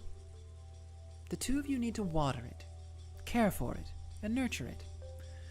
And in the end, it will finally bear the fruit called love. Did you know? Love doesn't end when it bears fruit. If you don't harvest it as well, the romance you started with will never amount to anything. Harvest it? You need to think about that yourself, Jessica-chan. If you make it bear fruit without harvesting it can sometimes grow rotten, and bugs will often gather around it. In fact, sometimes thieves will come by and pluck it off the branch. Young kids like you, Jessica-chan, think that love ends with nurturing. That is naive. If you don't harvest it, you will never be rewarded for your love. Harvest love. At a glance, it may seem to be just a matter between the pair of lovers, but that isn't true. Putting off the harvest because you assume you can do it at any time just gives thieves a chance. What if that fruit you've worked so hard to nurture gets pulled off the branch by next morning? You'll regret you didn't choose to harvest it the previous day instead of complaining. That regret really hurts. It'll make you crawl through hell.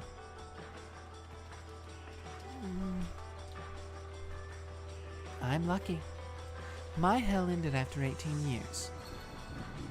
So, I'll never misjudge myself again. That person is mine. I won't let him get away. I won't let him out of my sight. And I'm grateful to my master for giving me that chance. Huh? Excuse me? My certain willpower in not giving up on that man no matter what was answered with a miracle. Okay, game. What? Hold on a second. What? Don't what me. What? Don't sit over there and act like you don't know at all anything that's going on here, mister. I've played the I don't game know what you're before. talking about. I don't know what you're talking about, man. What does she mean by this? What does she All mean she said was by all she said was master followed by a bunch of words What and then does she ending with mean by miracle. I don't master? understand what you mean. I don't Well, she understand also what you said mean. certain. She also said certain willpower too. So that implies two things are implied here. Two things are implied at the same time. She said certain in the wrong, but in a different sense, In a like different definition. of certain. Okay. But she said miracle. But she said miracle. So both the in- detectives, in- both the detectives, both the detectives, detectives. both the detectives There's two Have- detectives. are have something. Oh. Have something to do. Uh-huh. 'Cause she's not a detective like the detective on the game board, but that's what she does. Yeah. That's her job. That's Yeah. Okay, I'm with you now. I thought you were saying Lambda Delta and Berncasto were detectives. no. What? I was like, Kyrie and Erika. Yeah. Okay, I guess. And honestly, I feel like there were hints of this before as well, because I feel like I remember something like this happening and me being like, huh? But it's just a very deja vu feeling. It's not something that I can put a finger on. So I'm not exactly certain what that situation was. I'm just having a feeling of deja vu. Kyrie Anyways, is constantly sus. she is. She's been sus since episode 1, honestly. But she's been sus in a very low-key way. Not in a high-key sus way, but in a very she's always behind the scenes. And she Yeah. doesn't do anything. She just says things that are Yeah. sus. Anyways. And, oh god. No, that does make sense because she was helping Battler in the first game. And Berncasto backed Battler after that. Openly. Oh. Didn't even think about that. Umineko was great the second time around. Just Dang! Alright, well. No use sitting here holding on it. By now, Jessica was speechless and didn't even urge Kyrie to continue. This true form of love that Kyrie was telling her about was far, far more harsh than anything she had imagined. Which also makes sense because Berncasto, she's openly said she loves Lambda Delta, but their love is a weird, twisted, cruel love. Freaky love. Freaky love. So that also tracks too, that like Kyrie's sense of love has been twisted into almost a game, a battle. And she has to be ever vigilant to never lose it ever again. Right now, I would do anything to keep Rudolph-san by my side. And I will show no mercy against his enemies. If he wished it, I might not even hesitate at murder. Kyrie, you're really not setting things up for yourself well right now. You have to do anything you want for love, Jessica, even kill people. Jessica like, oh. And because I finally resolved myself to doing that on the 18th year... Ayo. What? That certain willpower brought about a miracle for me. What does she mean? If he wished it, I might not even hesitate at murder, and because I finally resolved myself to doing that. Did she fucking kill Asumu? I don't think so. She died of a disease. Bro. No way. Brought about a miracle for me. You know, miracles only appear for those who can bring them to completion themselves. That... I just didn't think about that being a possibility. I don't think she did. Asumu died of a disease. But can you say that with certainty? Humans can only use the blue truth. Mm-hmm. So I'm Erika maxing right now. I'm pulling circumstantial evidence. Mm-hmm. Oh, bro. Okay, well, I'm Erika maxing. That's not red. Asumu's death had not been a murder of any sort. However, Kyrie had constantly cursed her and hoped for her death. And finally, on the 18th year, she had built up the determination to kill her with her own hands.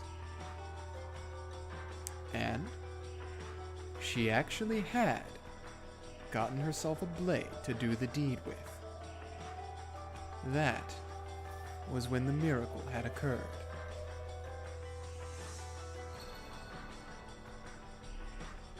And Asumu passing away was a miracle. Wrong. That wasn't even close to a miracle. Huh? After all, if she had died, I would have killed her. In other words, she was fated to die no matter what. The miracle is that even though she did die, I didn't have to get my hands dirty. That's all. Until now, Kyrie had never shown Jessica. No, she had never even shown Rudolph that glint in the deepest depths of her eyes. It told plainly and clearly that romance and love are not the sweet and fluffy candies that young girls imagine them to be. Jessica was overwhelmed by that pressure and stunned silent. And she had to acknowledge it. This was the power of will that could make love be realized. With the force of this willpower, Kyrie had supported Rudolph as a wife, and it was the same as George's. He had already developed and proven that he had the willpower to oppose all obstacles to love between different classes. Right now, Jessica could clearly understand. This was the magnitude of George's determination, which had allowed him to coldly carry out his part of the trial. Then What about her? Did she really have the resolve to make her love with Kanon bear fruit? And to then harvest that fruit?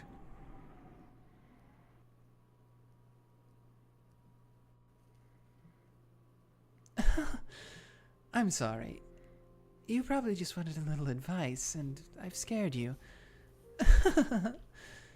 Blame the weather. I just wanted to pressure you a bit, but I've gone overboard. Kyrie let a relaxed smile rise to her face. The tense atmosphere finally slackened. However, her words had been gouged into Jessica's heart. I don't know what your love has been like, Jessica-chan, but if you have a rival, and neither is willing to back down, you can't let yourself become complacent. If you do, you'll end up like me. For the sake of love, a woman should be prepared to kill at least once in her life. I can tell you that all women in the world who call themselves mothers have been through that. After all, women who don't do that are chewed to bits by the others and forced to crawl through the hell of envy and regret for the rest of their lives. My hell lasted 18 years. I was lucky to be pardoned after just 18 years. That hell is still filled with women who will never get out until they die. Unless they execute themselves in their regret.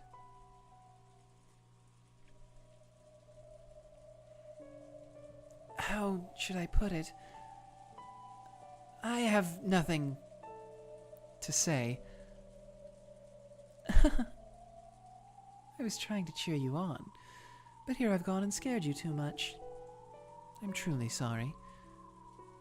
Love can be much more easygoing than that, okay? Love really is like playing with fire. Anyone can play easily and lightheartedly, but when you mess up and get burned, that scar stays with you your whole life.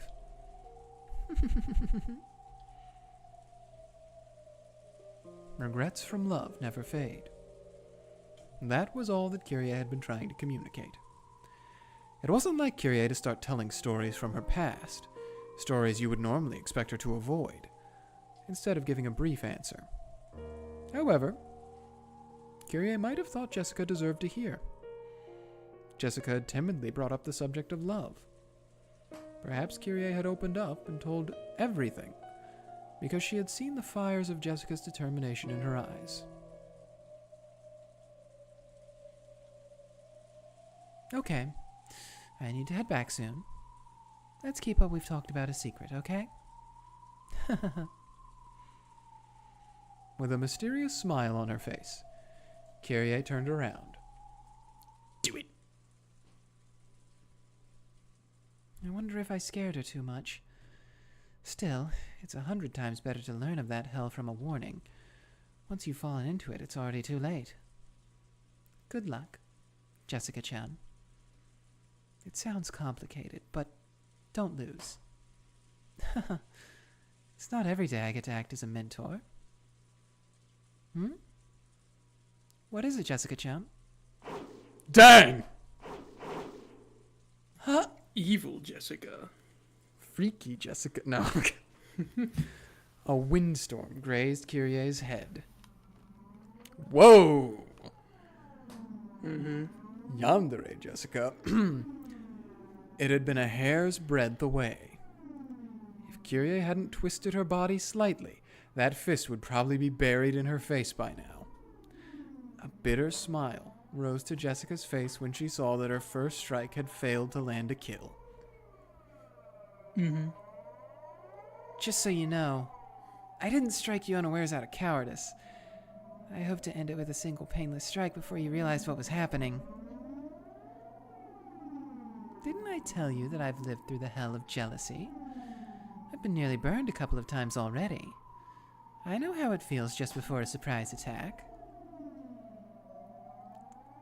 I don't like the gray eyes. You don't like him? I don't know why, but it's unnerving me greatly. That's the intent. You mean you could sense it? That, plus the lie you told in the beginning. A lie? Come now. If you had come from the guest house to get a book from your room, you wouldn't have come through this hallway in that direction. Of the 7 reasons you might have had for lying, which chessboard theory led me to, this was the worst case scenario. Telling a hasty lie to Kyrie would only put her on her guard. If Jessica hadn't told that lie, her surprise attack would have succeeded. Not bad. I should have expected it from you, Aunt Kyrie. Why? You were planning to kill me from the beginning. It didn't matter who it was. How horrible. It's what you said that gave me the boost I needed. Thanks a lot. Yeah, no problem. What? Kyrie dodged the punch, placed her hand against that fist, and slammed it against the wall. Normally, Jessica would have hurt her hand on the wall and rolled around clutching at it in pain, but she got those thangs on her. However, Got more than that. Jessica's fist had left what looked like a meter-wide crater in the wall. Instead of wearing a look of anguish, Jessica clicked her tongue in irritation at having missed. Incredible. I see that you are your father's daughter. Have you taken up boxing too? Impossible. Jessica is barehanded. She isn't holding any sort of weapon at all. Oh no, she's got Dillanor power. She's cocking her fists. True. Please don't resist, Aunt Kyrie. Just one strike to the head. I won't let you feel a thing. Kyrie tried to look confident, but she couldn't hide her confusion at this unreal destructive force. If that punch had hit, her head probably would have split open like Jessica had said, killing her without any pain. Here I go.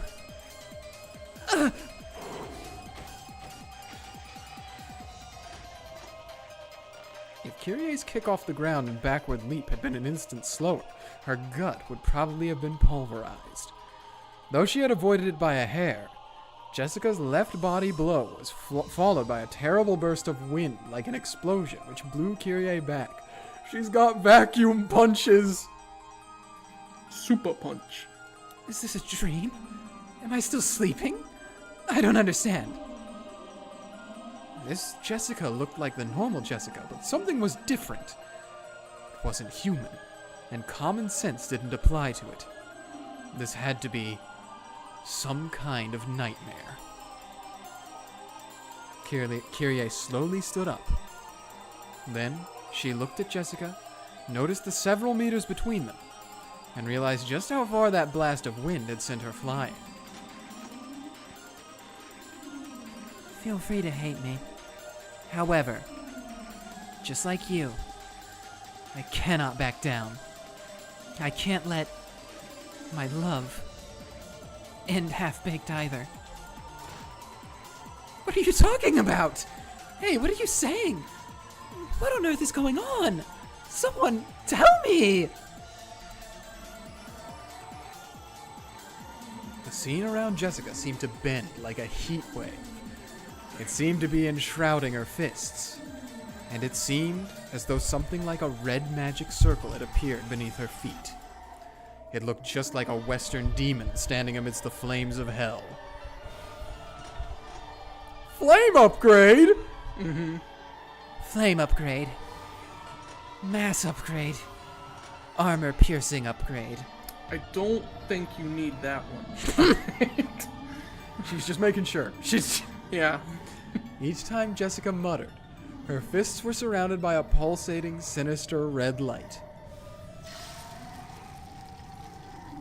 Those fists, which were actually smoking, surely represented the iron hammers of hell wielded by demons. Goodbye! This is just a nightmare! Kyrie dashed away with lightning speed. Yes, right now, that was her best option. Fortunately, she was smart enough to realize that pinching her cheek wasn't the best way to wake up from this nightmare. Run away.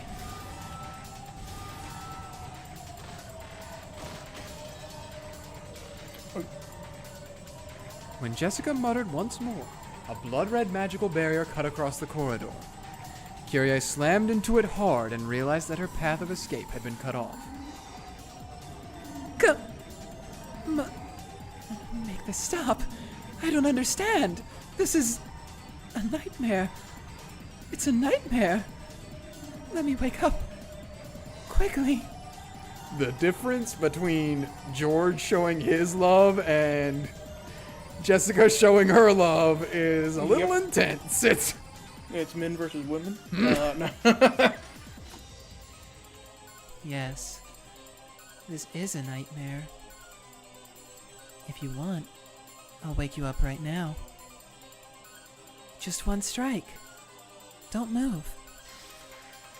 Wielding her flames, Jessica slowly stepped forward towards her. Each time her foot lifted off the floor, a scorching steam hung around her footprint. Bro, She's on fire. This was a true nightmare. Need me a girl this dedicated to me.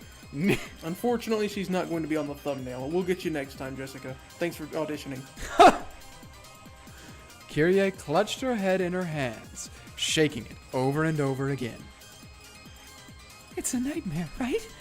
This is a nightmare, isn't it? It's taken me this long to not do it, but I've broken now. Nightmare, nightmare, nightmare. Please, tell me it is. Yeah, it's a nightmare. It is, right? It's a nightmare, right?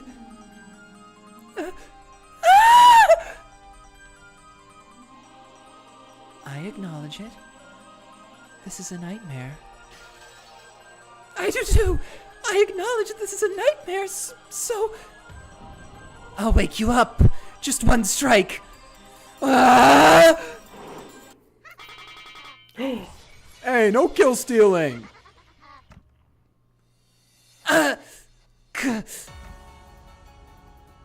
Jessica's neck was twisted at an odd angle, and she staggered backwards, her eyes white, as though she didn't have a clue what had just happened.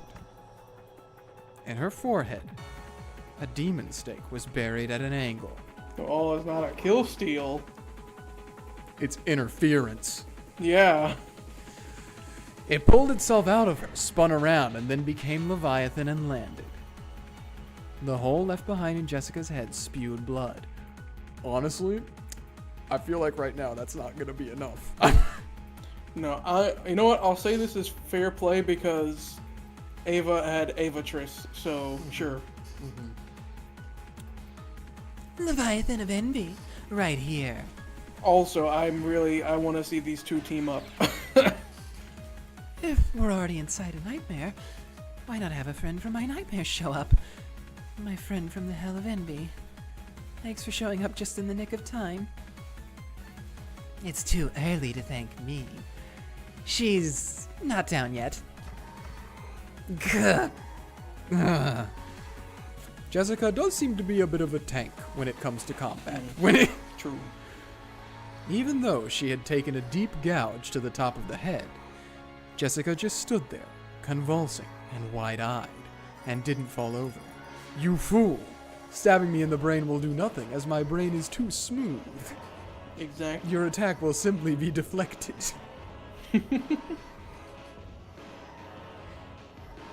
The blood stopped pouring out of her forehead, and her blank, doll-like eyes returned. Oh, she can just do that, I guess. The blood can just stop flowing, you know? Yeah. Then, she slowly pressed her own hand against the wound in her forehead. Oh no, she's Kanon maxing! There was a sizzle, as though she had pressed a hot iron against it. It was easy to tell that she was doing this to seal up the wound. If Kyrie didn't escape now, there would never be another chance.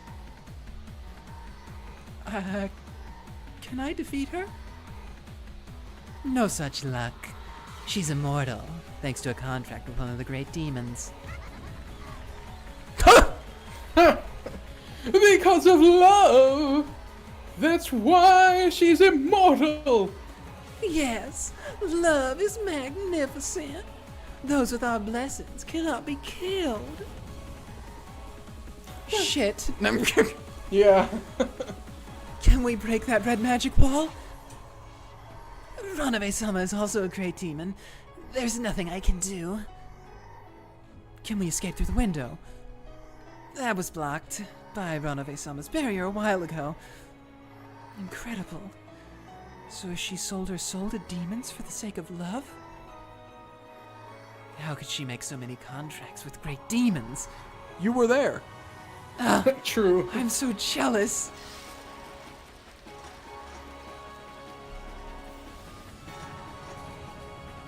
Armor upgrade. All attribute defense. Counterattacking armor upgrade. In response to these words, this time her entire body pulsated with a red light. Yeah, maybe you should spend less time yapping and more time running, Kyrie. Maybe. She had upgraded herself with a defensive power that would prevent Leviathan's attacks from working again. What's she talking about? Self-augmentation. It's a kind of enchantment. Right now, she has enough defensive power to stop me from piercing her.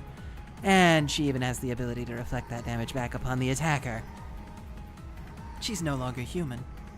She's a monster. Oh, so that's all?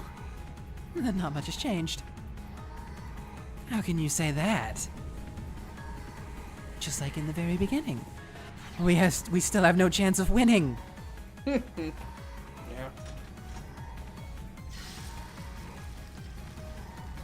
That hurt. But it won't work again.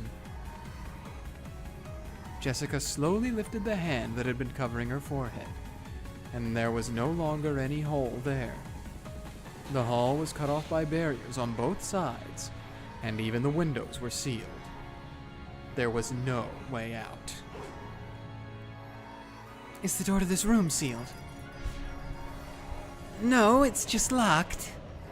But it's just a normal room. It does have a window, but that's already sealed. In other words, it's a closed room and a coffin for us. The coffin is just what I need. Unlock it. I'm jealous. Why are you the only one who can unlock it? Leviathan's stake flew about at high speeds, ramming itself into the keyhole to that room. The tip of the stake had become a key. Desk. As soon as it was unlocked, the door flew open. Hey, it's Krause's room. Yep. Both of them fell into the room and quickly locked it. Oh, it actually is. I thought they might have just been reusing a... This was probably Krause's study. Its soothing furnishings had brought about a sense of nobility that Krause would probably like. Kyrie took one step in and said, yeah, this is a poser's room. It's... Even if you unlock the door, she can just smash through it with one punch. One punch! Dang. You just put the lid on your own coffin. However, if she wants to land a killing blow on us inside this coffin, she'll have to take the lid off first. Huh? With dim eyes, Jessica tilted her head upon hearing Kyrie's words. Dang. What are you talking about? How will such a small room be able to protect you, Aunt Kyrie? This room may be a closed room. It may leave us with no method of escape.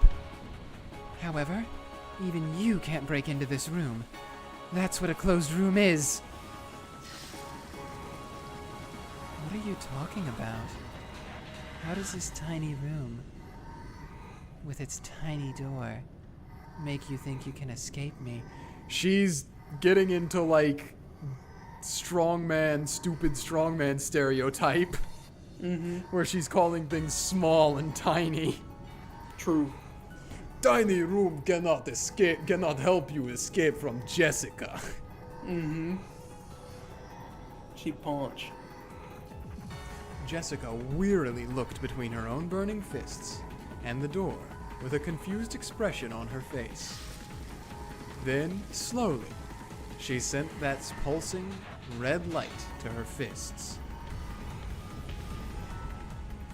She repeatedly enchanted her fists to give them the destructive power for the killing blow. I'll smash this door to bits. If you think you can, give it a try. Kyrie! After sealing the door and calmly saying those words, Kyrie placed a single index finger on the door. Jessica slowly raised her fire-wreathed demon's fists. So long, Aunt Kyrie. Kyrie! Huh? What? New song. Song? This song is called Rog Limitation. I don't know what a rog is. Rog? R-O-G. Oh. Jessica's fist slammed into the door in slow motion.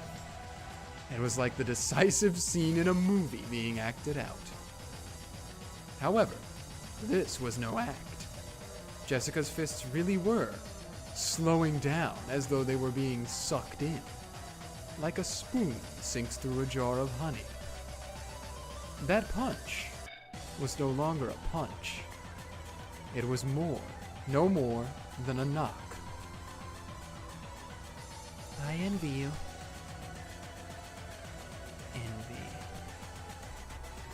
I crawled through the hell of envy for 18 years because of my arrogance and naivete in love. So I envy you. You're going to remember my warning. Succeed in love and walk a beautiful life. Right? Huh. Oh, I envy you. You'll get to live through the most beautiful time in a woman's life for a full 18 years longer than I did. Oh, I envy you so much. It's making the sticky noise. Jessica tried to slam her fists against the door over and over again. Jessica's gonna summon Satan at this point. Yeah. However, as soon as her fist approached it, its speed plummeted. She could barely knock, much less smash the door. Speed upgrade. Instantaneous force upgrade. Speed of sound upgrade. It's useless, girl. Smash it! With full speed upgrades, Jessica's fist moved at the speed of sound, 1,225 kilometers per hour. However, numbers. How long had Jessica been in envy to gain that speed? She had started to envy George and Shannon's relationship about 2 years ago. We're doing this again. We've done this 2 times before this, once with Kyrie and once with Kraus. Numbers. 2 times 365 equals 730 days. 730 times 24 equals 17,520 hours. However, she wasn't envious all the time. It only happened when Shannon started going on about George. With Shannon's shift of, really? Really? We're doing this? On about 3 days of the week. Divide 7 times 3. And it wasn't as though she would go on about George all day long. Her fond words for him would only leave a mark on Jessica for about an hour, right? So only 1/24th of each day. 17,520 divided by 7 times 3 divided by 24 equals 312. Removing the fractional part. Of course. Of course. The number of hours that Kyrie had been jealous was 157,680. I'm glad they didn't do the math again. In other words, this wasn't even 0.2% of the time Kyrie had been jealous. Even if 1,225 kilometers per hour, the speed of sound becomes only 2.45 kilometers per hour in the 1 out of 500 world. Understand?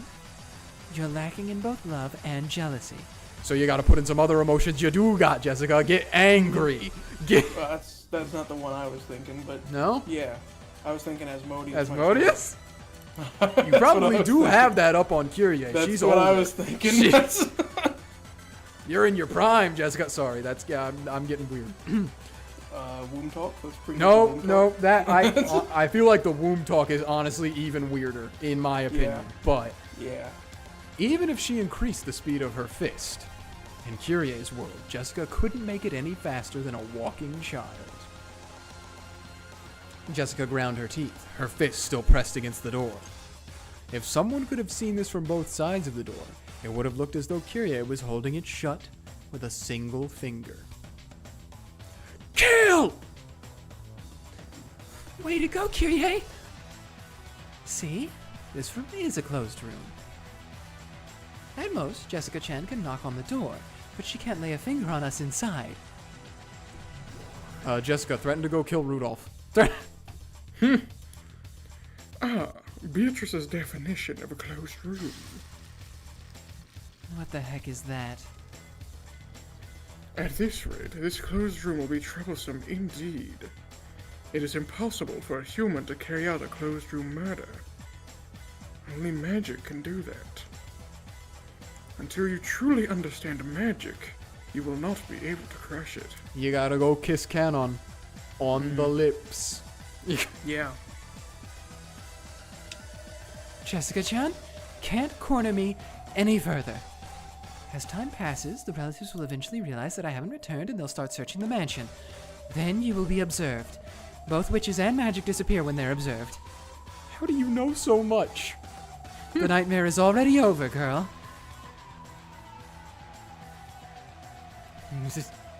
Damn it. Oh, hi, Zepar. Yeah. Oh, I can't believe that Jessica's suddenly getting eliminated. Oh, please give it your all. Do it for your beloved Kanon. Come, Jessica, believe in love and show us a miracle. Sorry, I said beloved. Oh. I revised that. There isn't even any need to wait for time to pass. Hey, you're getting a little... After all, there's an internal phone line right here. Uh-oh. Of course, the line hasn't been cut. No one has checked yet to see if the phone line has been cut. I'll just That's true. pick up this receiver. This is my checkmate. Construction completed. Closed room. Murder. Uh-oh. My. I do believe that's valid. Literally the worst thing Kyrie could hear right now. Permeation upgrade. Attack transmission. She's talking like the dang Shyster sisters right now. Indirect attack power upgrade. Huh? Jessica's fist, which was pressed against the door, glowed red, and then white hot. She's like the dang Terminator. Yup. Jessica didn't even swing her fist. She just kept it pressed against the door. However, Jessica's murder extended within the closed room. Not gonna lie, Battler cooked a little bit. Didn't he? Through the crack in the door, through the keyhole, burst the flames of hell. Jessica couldn't see what was happening inside the room. However, even here, on the other side of the door, she could tell that the flames of hell had swallowed the entire room.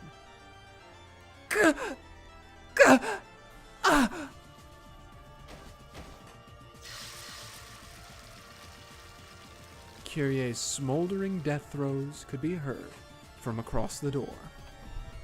Jessica clearly heard as Kyrie danced a dance of death amidst the hellfire, fell to her knees, and slumped over to the floor. Slowly, Jessica tore her burning fist away from the door. If you love the hell of envy so much, then burn. Burn in the flames of envy for all time. There are probably some things that can be learned from envy. However, it's nothing to be praised, and going through it is no one's duty. It seems you were too proud after all, Aunt Kyrie. Oops. A splendid closed room murder. I'll let you take care of the mess. I'd hate for a corpse to be burnt to a crisp when it's finally found. Do you think you could clean it up? As you wish, milady. Isn't it funny that we flipped from episode 4, how like they're buddies now? Yeah. Both people. Ronove transformed into a gold butterfly and entered Krause's study through the keyhole. Then, he had to cross his arms and think about how he should even start cleaning up Kyrie's unrecognizable corpse and this room that had ended up as a burning hell. Ronove says, damn, she made a mess. Oh, she's back.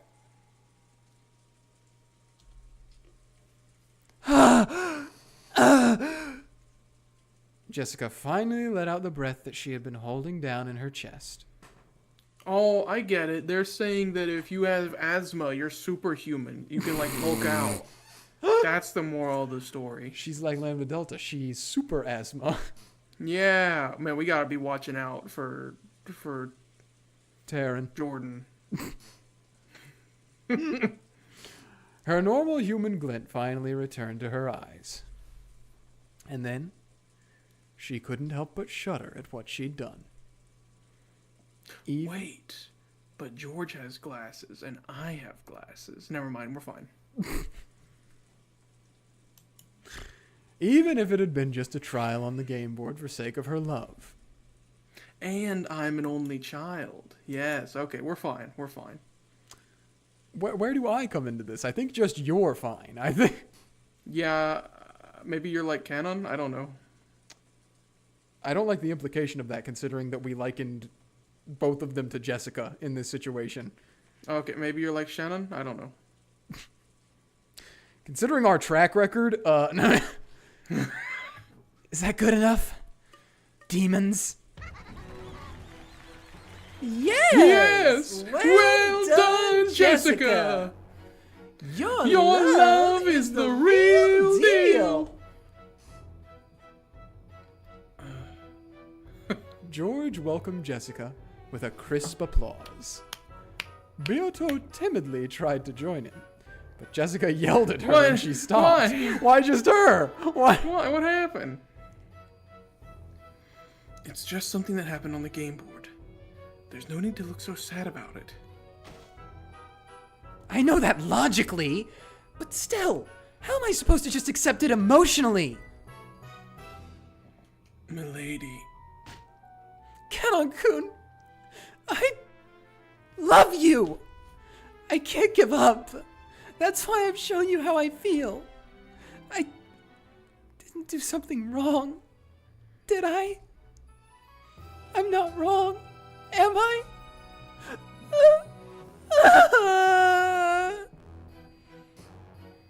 Milady. As Jessica started to sob, Kanon held her quietly.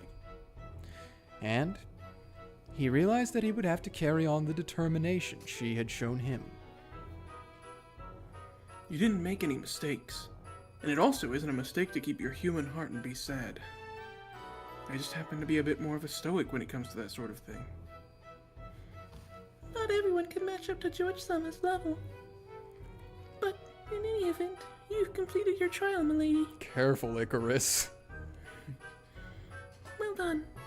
I admire the strength of your determination. I see.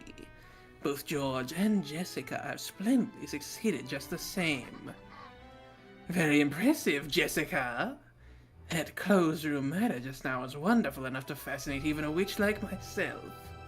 Also, new song. This one is called Waltz OP34. Oh. Jessica had used magic to kill Kyrie, who had holed up inside a closed room. In that instant, Jessica had constructed a closed room murder, had it acknowledged by the demons, and raised it to the level of magic. Your 2 trials have been completed. So then, who will take the next challenge? Will it be Beatrice Summer? No, it might be Shannon. No, this has to be Kanon's time to shine. Come, speak up. Who is next? Who Who will will take the next trial?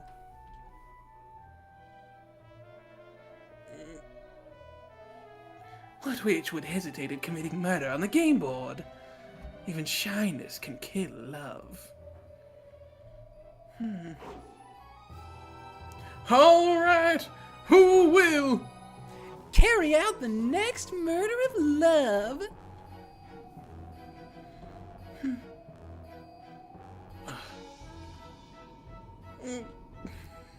The 3 who remained looked at each other. I want to know what Shannon's gonna do to kill someone, bro. Oh no, you go first. Oh no, you go first. Yes. After you, please. It's If none of the others raised their hands in the next few seconds, they would raise their own hand. All 3 thought this at the same time. So, they all raised their hands at the same time.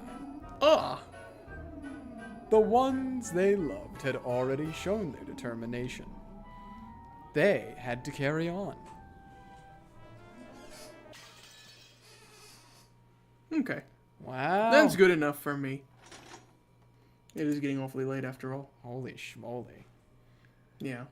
I didn't expect this to be how the murders were going to happen. This is interesting. It's Battler's play, man. Yeah. Which, Although we again, still have at least 4 more, and there's only 3 people that's true. to kill right now. Although technically, if Last we go by one. the pairs, Battler technically needs to make someone as well, True. even though it's his game board. Yeah. Okay. Which was something I was gonna say about that. I don't know how much control he has over like the sacrifices at this point because it's kind of vague. But it's kind of crazy if he did have full control because he literally said, "Yeah, kill Kyrie before anybody else." No. Well, other than Ava. Kill Ava, yeah. Kill He Ava. said, kill first. Ava, then Kyrie. Oh, man. But I don't know. Maybe that wasn't fully his choice. Or maybe he's George about it, and he's like, it doesn't matter. They're just pieces. I do want to That's probably say, true. I do want to say, besides Battler, just because we have a special connection to him, I have a special connection to him because I am Battler, and he's he's basically the protagonist, one of the protagonists. I think out of all of the cousins, Jessica really has grown on me a lot since since episode 1 all the way to now. I don't know. I just really, really like that she wears her heart on her sleeve, and even when she does something like with her determination, she's not. I don't care for George's disposition that he's like, it's just the game board, because I think that's making an excuse about it. And I like that Jessica's like, damn, I just did that at the same time. They both have their shortcomings and their pros. Like, obviously, George is... They're very well written characters. Both of them are. Everyone in Umineko is very well written. So. Yeah. George is the stoic type. He said it himself, but he's he's well put together. He's got a lot of things going for him, but he carries a lot of internal weight. Jessica, like you said, is more likely to wear her feelings on her sleeves, but as a result, she's not hiding much. Yeah. She's very passionate. And I've grown to like that about her a lot. Yep. I can't relate to her, though, because I am not an only daughter. I have to admit. Many people have been wondering. Here's the answer. Well, but yeah. We looked at That's everyone, about it. right? That got added this time, I think. It's just these two. Yep. They're dancing. Mm-hmm. And one's Are their got names mouth references open. to anything? It's just the same thing as Ronove and Gap. They're just demon names, okay. Yeah, from Solomon's, whatever it's called. Fur is... That's crazy that Fur is a demon name. That's... But yeah, pretty good one. Of course, I already talked about it, but I really like the Erika lore that we got. I was wondering if we were ever going to get anything more for her, if it was just going to be, yeah, she's a witch's piece. So... It would have been easy to just make her stay the hated villain, Yeah. which obviously she still kind of is gonna be. Yeah. But, I like that Umineko, by and large, humanizes every character that it can. Well, what's happening the rest of the week? I guess Saturday Jordan's gonna stream probably. Probably. Then Sunday more Umineko. Yeah. Probably at an And earlier then- time than usual. Yeah, Probably we got got a noon. weird time. Monday is... I haven't edited the video yet, but it's either going to be the end of Terranria or we're just getting really close to the end of Terranria. Yep. Tuesday, more TCG Card Shop Simulator. Go to :3 TCGC:. That's the name of our store. That's the name of your store? I really like emoticons. I had a whole name planned based on our channel name. But I abandoned it last minute because I was like, what if I just named it :3 TCGC:? Great. It's going well though. I've been Good. pulling cards nonstop now. I have an anti-stink machine. I tuned in one time just to see you spray a guy down because he stunk. Yeah, we got a lot of those, but I put down a very expensive machine that does it for me now, and by and large, it catches all the stinkers. Dang. I got a cashier as well, less expensive so far than the stink machine. Dang. I have a stalker. So yeah, my job now is simply to pull cards in the corner like a gremlin while everyone plays the TCG in my shop. Dang. I have like 50 tables. I'm constantly Who's that guy gaming. standing I'm over there making in the money. corner? He just keeps opening card packs all day. Oh yeah, that's the owner. That's Yeah, that's me. That's me. So it's going good. Third stream next time. We are shop level... What did we just get? I think we just got shop level 20, and I know the max is... Or the latest unlock is level 65. Jeez. So we still got a ways to go. But because we are now open, we can... like we don't have to check people out or anything. I can just open cards, which is the fastest way to get experience. Yeah. So... I'm gremlin mode. It's exponential. Indeed. And then next Wednesday, I imagine there'll be a podcast. That's it. Probably. Yeah. All right. Well, to those of you, I suppose we'll have a Sunday stream as well. But I was going to say to those of you who live in the Happy States, Thanksgiving. Happy Thanksgiving. Yeah, because that's coming up next week. True. We probably won't have a next Thursday Umineko because of that. Yep. There was something else I wanted to say, but I've forgotten what it was. But I don't think it was about schedules or anything. It was just like whatever. All right. Umineko no Naku Koro ni Chiru Nocturne of Truth.